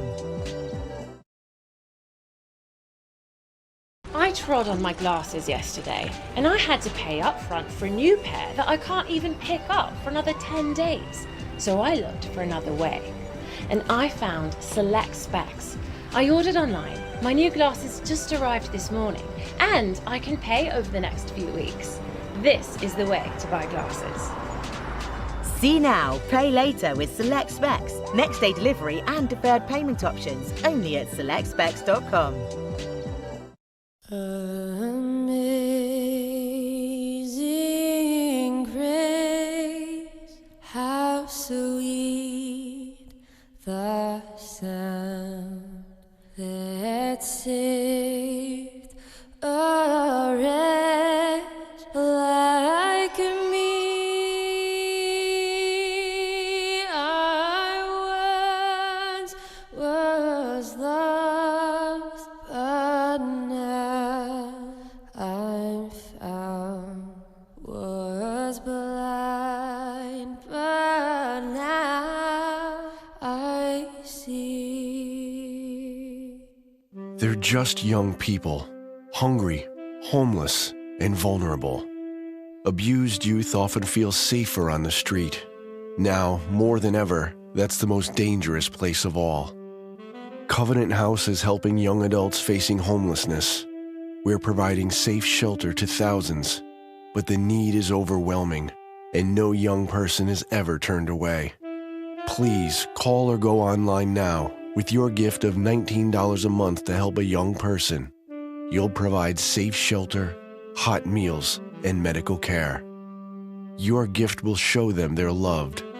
Homeless young people are afraid and alone with nowhere else to turn. You want to know that there's somewhere you can go that's safe. So the Covenant House did that for us. Please call now with your gift of $19 a month. We'll send you this blanket as a reminder of the comfort your gift provides a young person tonight. Please don't wait. Your gift is the lifeline a young person needs now. Call the number on your screen or go online to safeplacetosleep.org. Thank you for saving precious lives.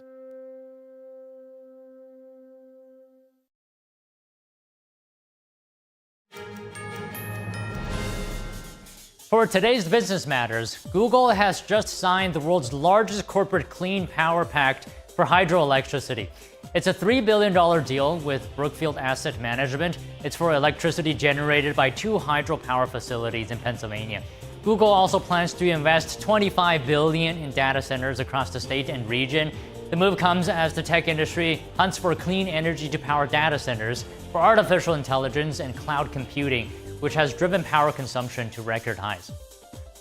Meanwhile, Apple is shoring up its supply of rare earth magnets. The iPhone maker has signed a $500 million deal with Pentagon-backed MP Materials, located in Las Vegas. This makes Apple one of the first U.S. tech companies to centralize its rare earth supply chain inside the county. Right now, China controls the vast majority of the rare earth industry. In March, China halted exports to the U.S. amid trade tensions, underscoring the need for other suppliers. And OPEC is standing by its forecast for global growth in oil demand in 2025 and 26. The Organization of Oil-Producing Nations explains that India, China, Brazil are outperforming expectations so far. There's also a continued rebound in the U.S. and Eurozone. Despite trade conflicts, this has OPEC believing the world economy may do better than expected in the second half of the year. Oil prices have found support from rising seasonal demand. OPEC says it expects crude oil intake at refineries to remain elevated to meet an uptick in summer travel.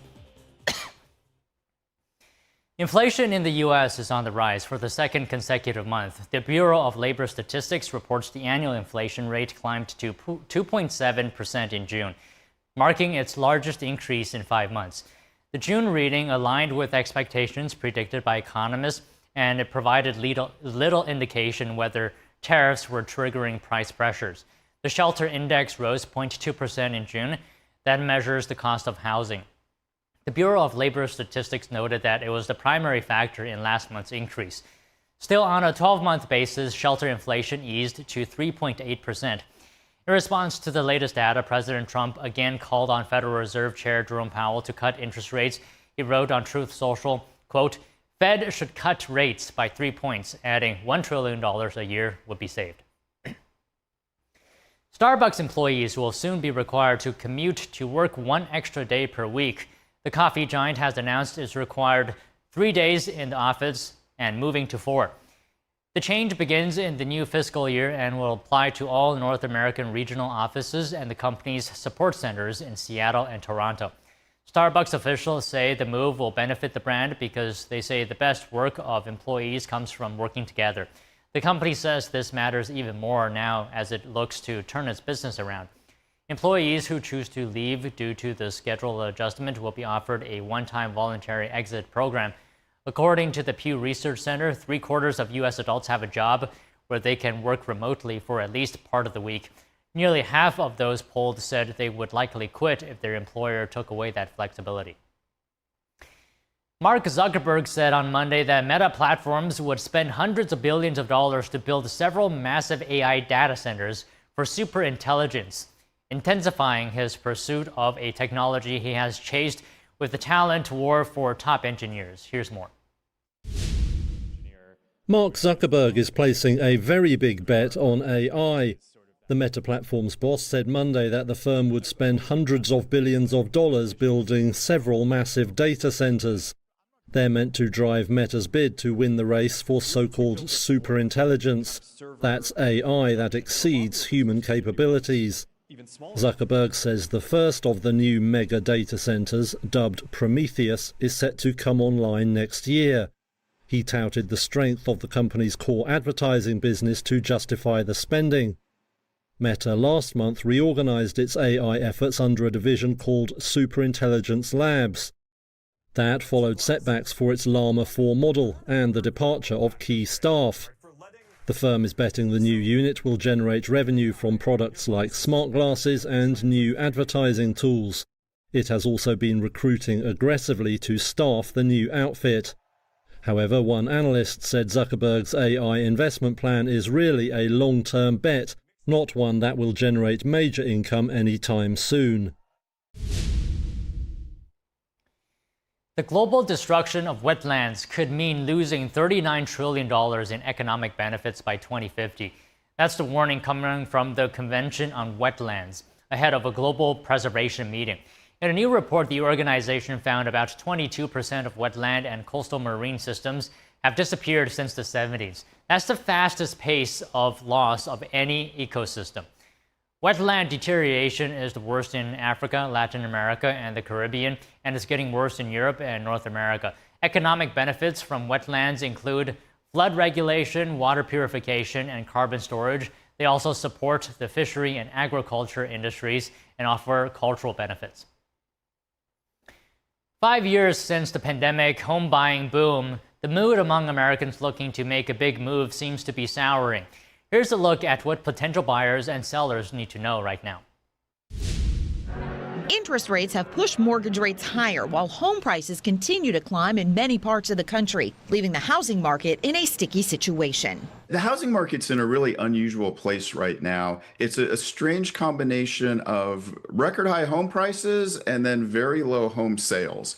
And all of that's a hangover from the pandemic. Bankrate housing market analyst Jeff Ostrowski says their research indicates more homeowners are hesitant to make a move. The idea being they don't want to sell at a mortgage rate above 6% because that means they're going to have to go out and finance their next place at more than 6%. Zillow senior economist Orphe Divingi says overall economic uncertainty is rattling the market too.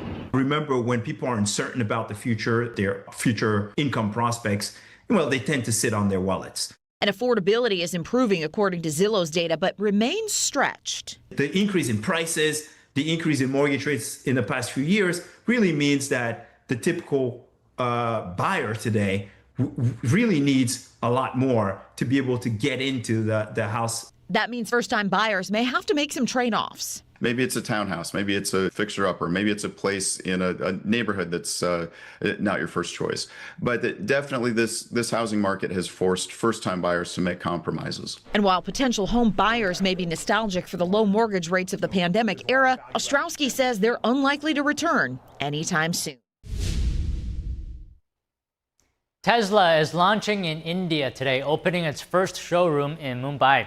According to CNN News 18, who was in attendance, the chief minister says that the launched event and voiced support for future EV manufacturing in the country. Tesla's CEO Elon Musk was not in attendance. And big changes are now coming to how students and parents will borrow federal money to help pay for college. Under President Trump's Big Beautiful Bill, recently signed into law, there will be limits on borrowing for federal student loans and a reduction in the number of repayment options you can choose. Here's more. The average cost of college tuition and fees at public institutions has risen about 141% over the last 20 years.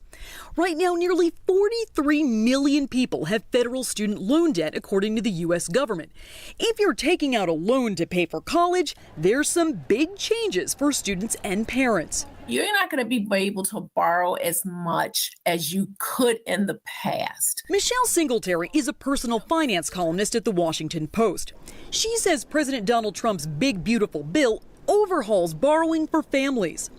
Under the Parent Plus program, parents will be able to borrow only $20,000 per year or $65,000 total per undergraduate student in federal loans. I've dealt with a lot of students and parents who have borrowed way too much for college. Under the Repayment Assistance Plan, borrowers who take out loans after July 1st of 2026 will be allowed to pay based on income. There's sort of a new standard payment, which will give people some people longer to pay the loans, which means their monthly payments will be lower, but you're going to pay more in interest. Borrowers whose federal student loan interest payments were halted under the Biden administration will now have to pay that interest beginning August 1st. That break is ending, and you need to get in contact with your loan servicer as soon as possible. There are other ways to get financial help besides federal loans. Some of those options include scholarships, grants, and work-study jobs.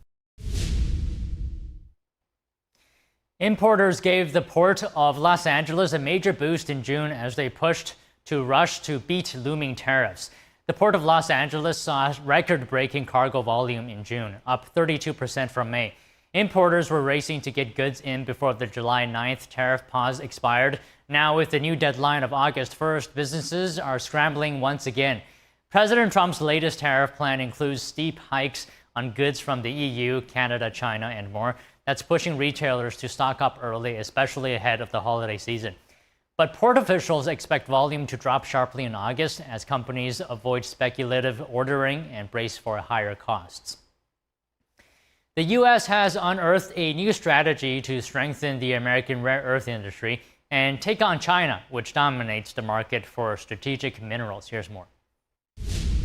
Rare earth minerals have taken the spotlight as China's recent export curbs revealed just how reliant the world is on China, which controls about 90% of the supply.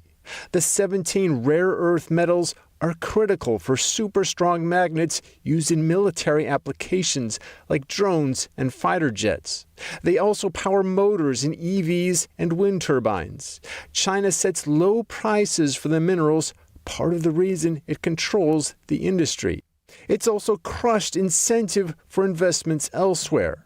That's why miners in the West have long called for a separate pricing system to help them compete. The Department of Defense now says it will guarantee a minimum price at twice the current market level to its only domestic rare earth producer, MP Materials. Under the deal, the DoD will become the company's largest shareholder with a 15% stake. An MP will construct a second manufacturing facility in the U.S. Analysts say the deal will have global implications. They say it's a positive for producers, but may increase costs for consumers. NVIDIA said it plans to resume sales of its H20 artificial intelligence chip to China, days after its CEO, who is visiting Beijing, met U.S. President Donald Trump. Here's more. NVIDIA is set to resume selling AI chips to China. The company said in a statement that it's seeking permission from Washington for the move. That comes days after boss Jensen Huang met with US President Donald Trump. NVIDIA's AI chips have been a key focus of US export controls over concern they could be used by China's military. The firm has said the curbs could cut its sales by $15 billion. Now Huang is expected to hold a media briefing in Beijing on Wednesday, where he's attending a trade expo. His visit will be closely watched by the US, where 2 lawmakers have asked him not to meet companies linked to defense or intelligence applications. On Tuesday, he told state media in the country that it was crucial for American companies to establish roots in China. NVIDIA faces growing competition from Chinese tech rivals, including Huawei. But firms in the country remain hungry for its AI chips. Now the US giant says it will develop a new model for the Chinese market, ensuring it is fully compliant with all US export controls. The move to resume sales comes after Washington and Beijing agreed a provisional trade truce. However, it's unclear how long that will last, with China facing an August 12th deadline to reach a durable deal with the White House. China's property slump continues to drag. New data reveals new home prices fell at the fastest monthly pace in 8 months in June. This is based on calculations by Reuters using data from the National Bureau of Statistics. The month-on-month drop was steeper than in May and extended a weak trend that has persisted since 2023. On top of a slowed property sector, China is also dealing with factory gate deflation, subdued consumer demand, and geopolitical tensions with the U.S. Beijing has tried to prop up the property market and broader economy with policies such as local buying housing inventories and undeveloped land and reducing mortgage rates. But there are calls for additional support measures. And China's economy slowed in the second quarter, even as it topped market forecasts showing resilience against U.S. tariffs. Analysts warn of underlying weakness and rising risks that will ramp up pressure on Beijing to roll out more stimulus. Here's more. China's economy showed GDP growing 5.2% on the year over the April to June quarter. That was slightly down on the previous period, but beat analyst forecasts. The numbers were helped as factories rushed out shipments to take advantage of the current trade truce with the US. But that leaves investors bracing for a weaker second half as exports cool off. Other figures released the same day also show parts of the economy still under strain. Retail sales growth slowed sharply in June, hitting its lowest level since the first months of the year. The country's ailing property sector also remains a drag, with home prices falling at their fastest pace in 8 months. Such negatives mean Beijing will remain under pressure to do more stimulus measures. Policymakers have already ramped up infrastructure spending and consumer subsidies in response, alongside steady monetary easing. Now investors will be closely watching a meeting of the ruling Politburo in late July for any signs of action. Some expect the government to boost spending if future data points to a downturn. But with deflation entrenched and domestic demand weak, it won't be easy to drive renewed activity. That could make hitting the official goal of about 5% growth this year a daunting task. And onto markets, the Nasdaq closed at a record high today, its 8th record since June 27th. It's driven largely by a surge in NVIDIA shares, which jumped after the company announced it would resume sales of its H20 AI chips to China. This boosted other chip makers as well, like AMD and Supermicro Computer, along with broader tech indexes. Despite the Nasdaq's gain, the S&P 500 and Dow Jones ended lower, as investors reacted coolly to key inflation data and the start of second quarter earnings season. Investors, meanwhile, are cautiously watching for signs that tariff-driven inflation may be building, with June CPI showing the biggest jump in 5 months. And that's it today for Business Matters. Coming up, intense rainfall in New York City and New Jersey caused severe flooding yesterday. Authorities say 2 women were killed after their vehicle was swept away. That and more after the break.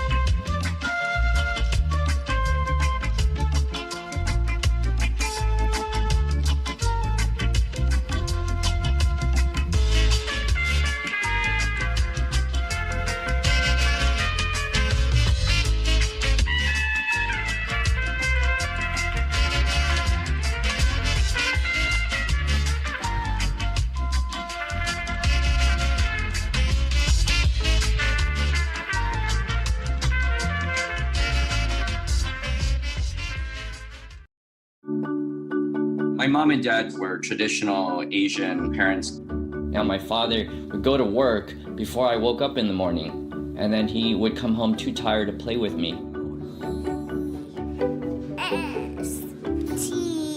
I tell my son, I love you every single day. Now my dad has never said that to me. Not because he doesn't love me, but because culturally it wasn't comfortable for him. So I teased him the other day and I said, how come you never say that to me? And he said, you're too old now. Now that he's a grandfather, he says, I love you to my son every time he sees him. My advice to all the fathers out there, forget the material things, forget the cultural restrictions. They grow up way too fast for you to waste even a single precious minute or moment. Say bye-bye. Bye-bye.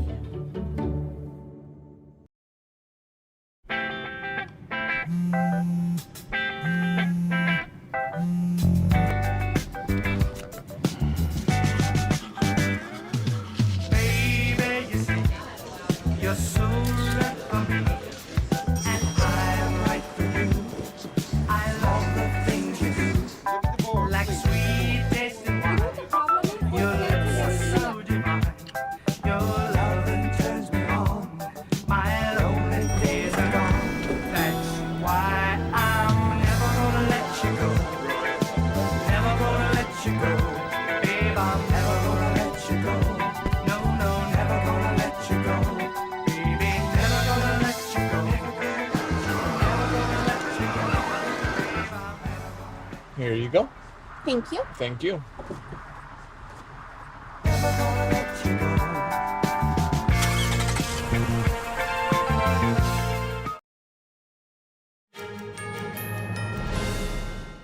Intense rainfall in New York City caused severe flooding yesterday, sending water into a city subway station.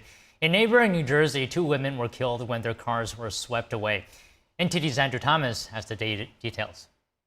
New York City's 28th Street station. Passenger video captured water gushing from the subway platform Monday night. Puddles began to seep into the car. Bronx resident Annie Minguez was on her way home. I left work at about 7:15. I work right across the street. So when I got here to the 28th Street station, water was already coming up. And so I walked to 34th Street. When I got to 34th Street, the train was running. Minguez reached the 103rd Street station. She says she waited there for about 45 minutes before calling it quits. I ended up having to just take a cab home because that was the only option for me to get home last night. So I got home. It took me about 2.5 hours to get home last night.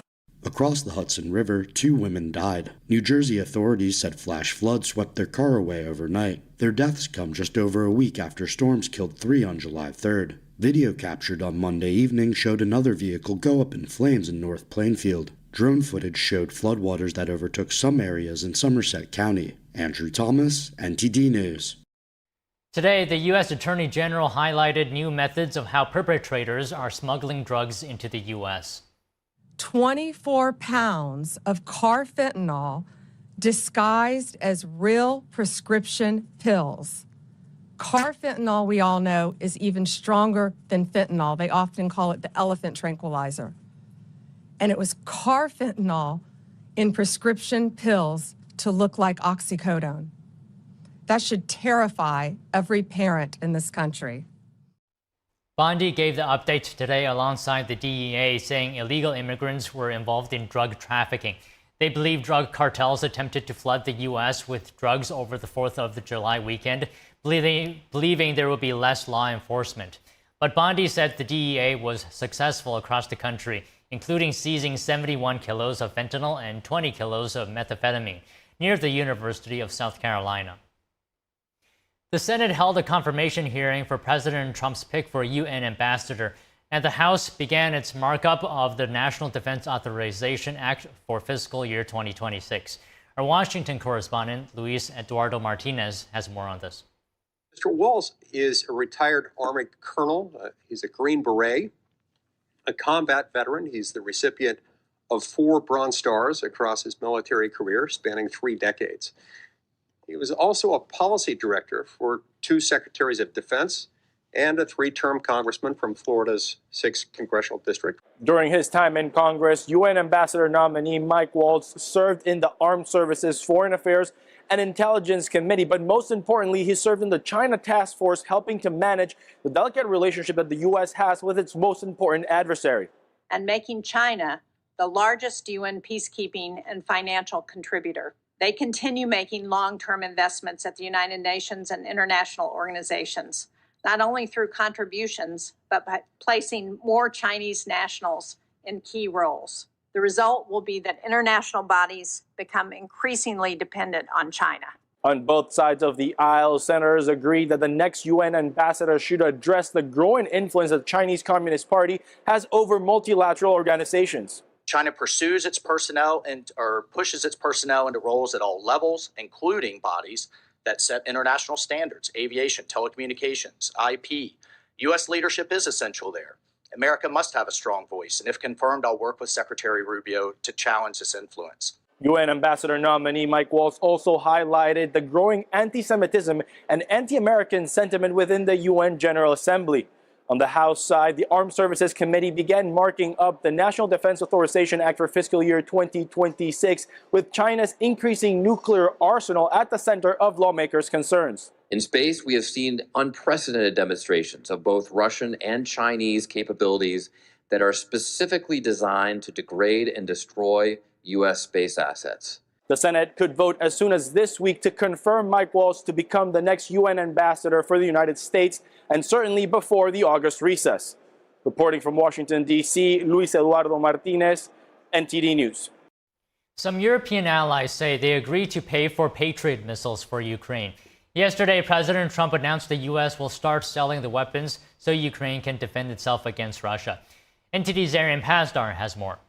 We're looking into that, and we're looking into that with a positive inclination. The Dutch foreign minister suggests the Netherlands support President Trump's plan to send Patriot missiles to Ukraine via NATO. According to Trump, European allies will pay for the American weapons and then send them to Ukraine.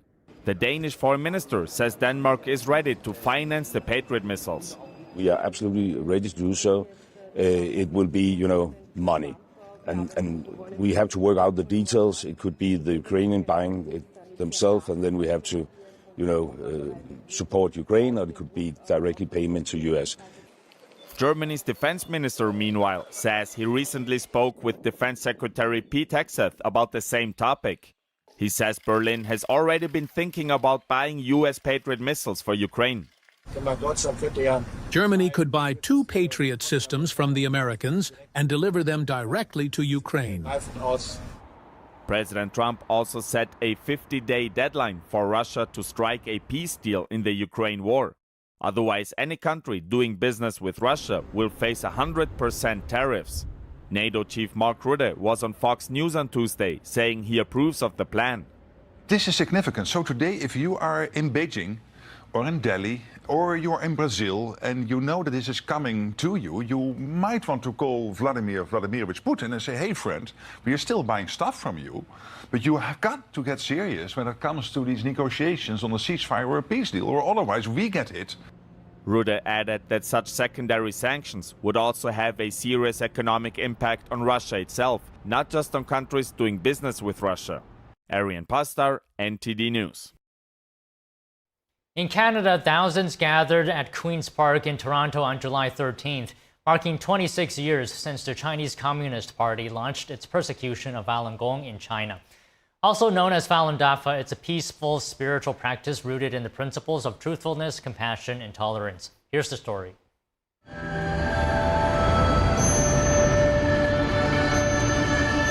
Today, we remember those lives that were lost. We honor those still detained, and we call on everyone to open your minds and think critically. Falun Gong is not a threat. The Communist Party has always been the threat. On July 20, 1999, the head of the Chinese Communist Party launched a nationwide campaign to suppress Falun Gong. I was unlawfully arrested, forced into brainwashing and slave labor. The physical and mental pressure was enormous, all because I chose to be an honest and kind person. I call on the Chinese Communist Party to stop its brutal persecution of Falun Gong practitioners across China and around the world. We deserve justice. Practitioners shared how Falun Dafa has improved their physical health and uplifted their spirit. Before I practiced, I suffered a lot from depression, and when I started practicing, it really took care of that. And after all these years now, I've had no issues with it. So it's a clear change for me, my personal health, but also a lot in terms of relations with other people, having a better relationship, whether it's at work, family relationship with my spouse, and even my kids. Being always truthful, having a mind of forbearance and compassion is really helping us on dealing with a daily what we do on our work, what we interact with other people, what we do with neighbors, with everyone around. In the afternoon, the parade made its way through major streets in downtown Toronto, drawing attention and support from onlookers who stopped to take photos and show encouragement. People should have freedom of religion. I think that's very, very important. Stealing body parts, no, it's not right. No, people, how could you do that? That's crazy. This protest is going good, and we are with this protest here. Hopefully they will put some attention over there and they will rescue them. NTD News, Canada. More than 1,000 people will gather at the nation's capital to call for an end to a deadly persecution of faith targeting millions. 2025 marks the 26th year of the Chinese Communist Party's persecution of Falun Gong, also known as Falun Dafa, a spiritual discipline emphasizing the principles of truthfulness, compassion, and tolerance. Alongside human rights champions and many others, Falun Gong practitioners will hold a rally and parade calling for an end to the regime's campaign against their freedom of belief. NTD's Fiona G and Carrie Dunst will bring you live coverage starting at 12 p.m. Eastern this Thursday only on NTD. When we come back, 7 summits, 2 poles, 1 solo row across the Atlantic. Johnny Ward's extreme journey is one wild ride. We have that and more after the break.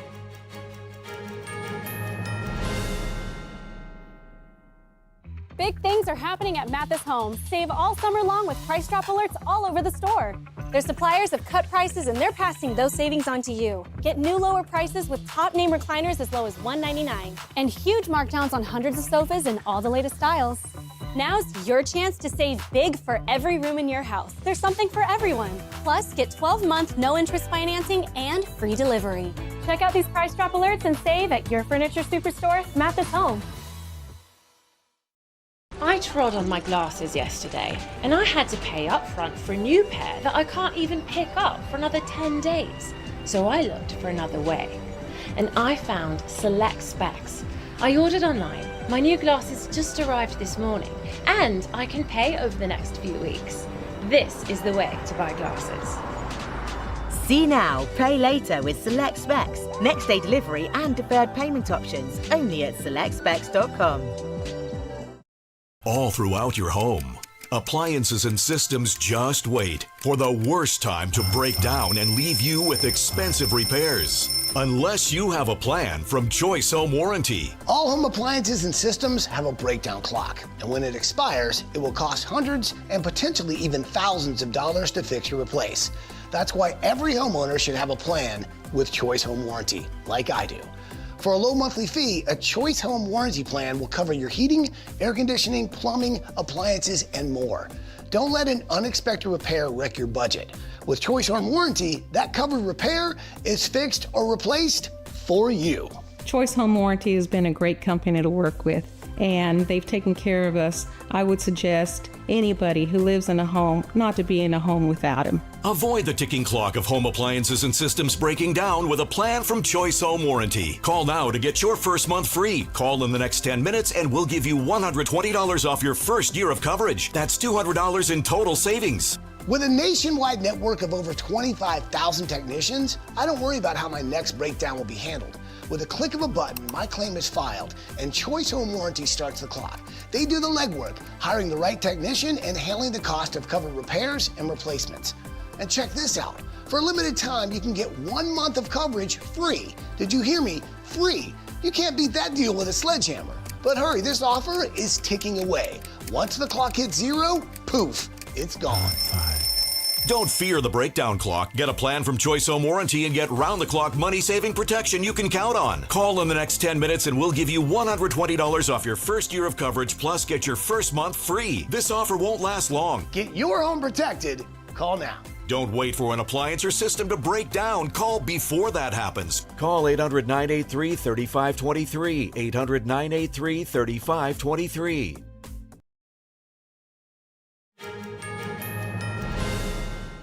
A journey back in time is underway near a riverbank in Illinois. Using picks and shovels, fossil hunters sift through a world some 309 million years old. Here's a closer look. Dr. Arjun Maan is a paleontologist and assistant curator at the Field Museum in Chicago. And on a nice day in June, he says he only needs to drive an hour out of the city to reach one of the most fossil-rich sites found on Earth. Mazon Creek represents one of the most accessible and fossil-abundant localities in the world, where you can easily find plants, animals, insects. As an amateur coming out here, so it's a good way to get involved in natural history. But more than that, the fossils preserved here are exceptional. Right there.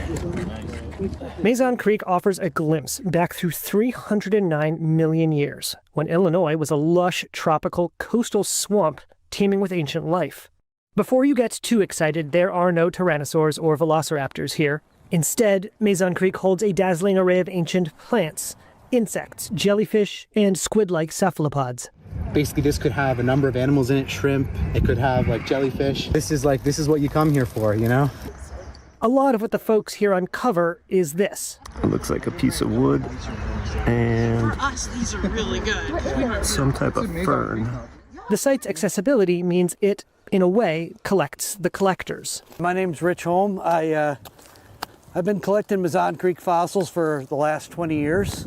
Part of the fun of doing the collecting is it's a bit of a treasure hunt. If there's a holy grail here, it might be an enigmatic creature known as the Tully monstrum, or Tully monster. No discussion about Mazon Creek fossils is really complete without talking about the Tully monster. This is a partial one, unfortunately. It's an extinct marine creature, soft-bodied like a squid, with a long protruding mouth-like appendage. The largest specimens ever found here were about 14 inches in length.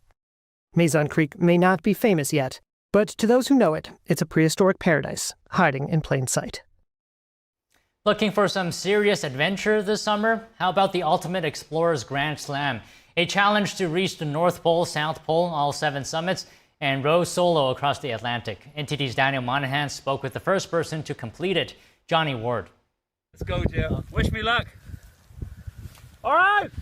Growing up poor in Northern Ireland with a dad in prison and living in a battered woman's shelter with his mom, Johnny Ward learned resilience early.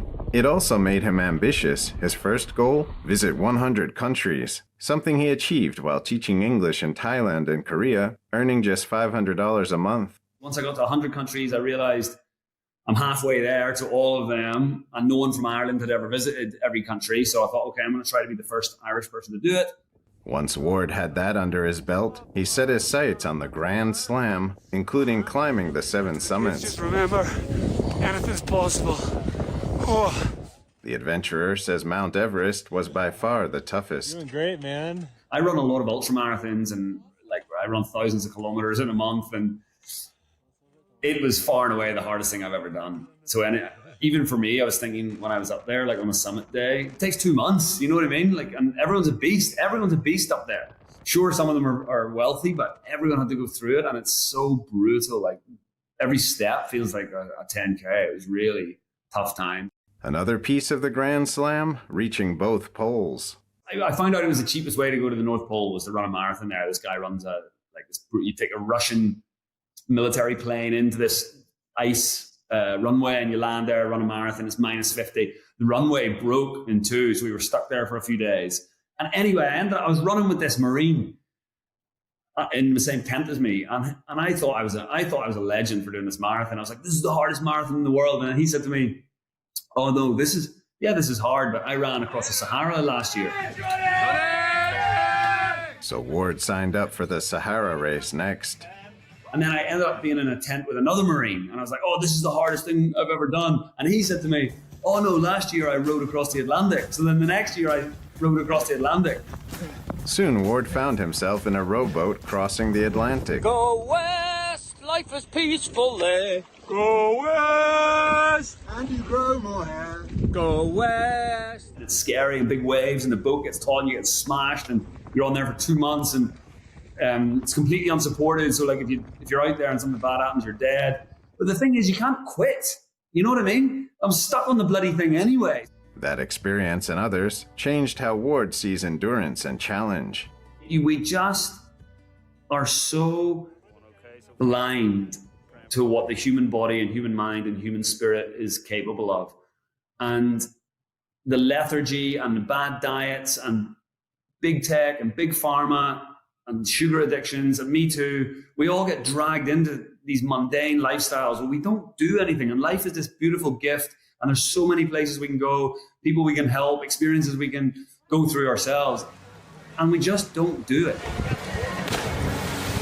Ward says most people think ultra-endurance athletes are somehow built different. But they're not. We all can do it. It just is about making that choice. I just need to get people and shake them and get them signed up, and then they're going to do it.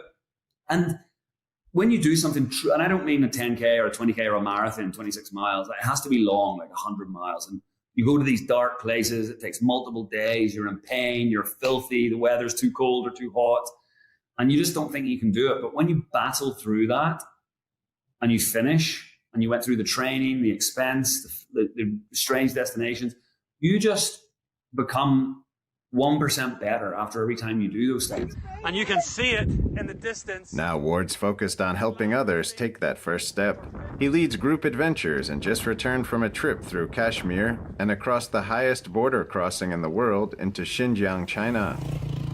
In August, he's hosting a 200-mile endurance bike ride through Turkmenistan, ending at the gates of hell on the hottest day of the year.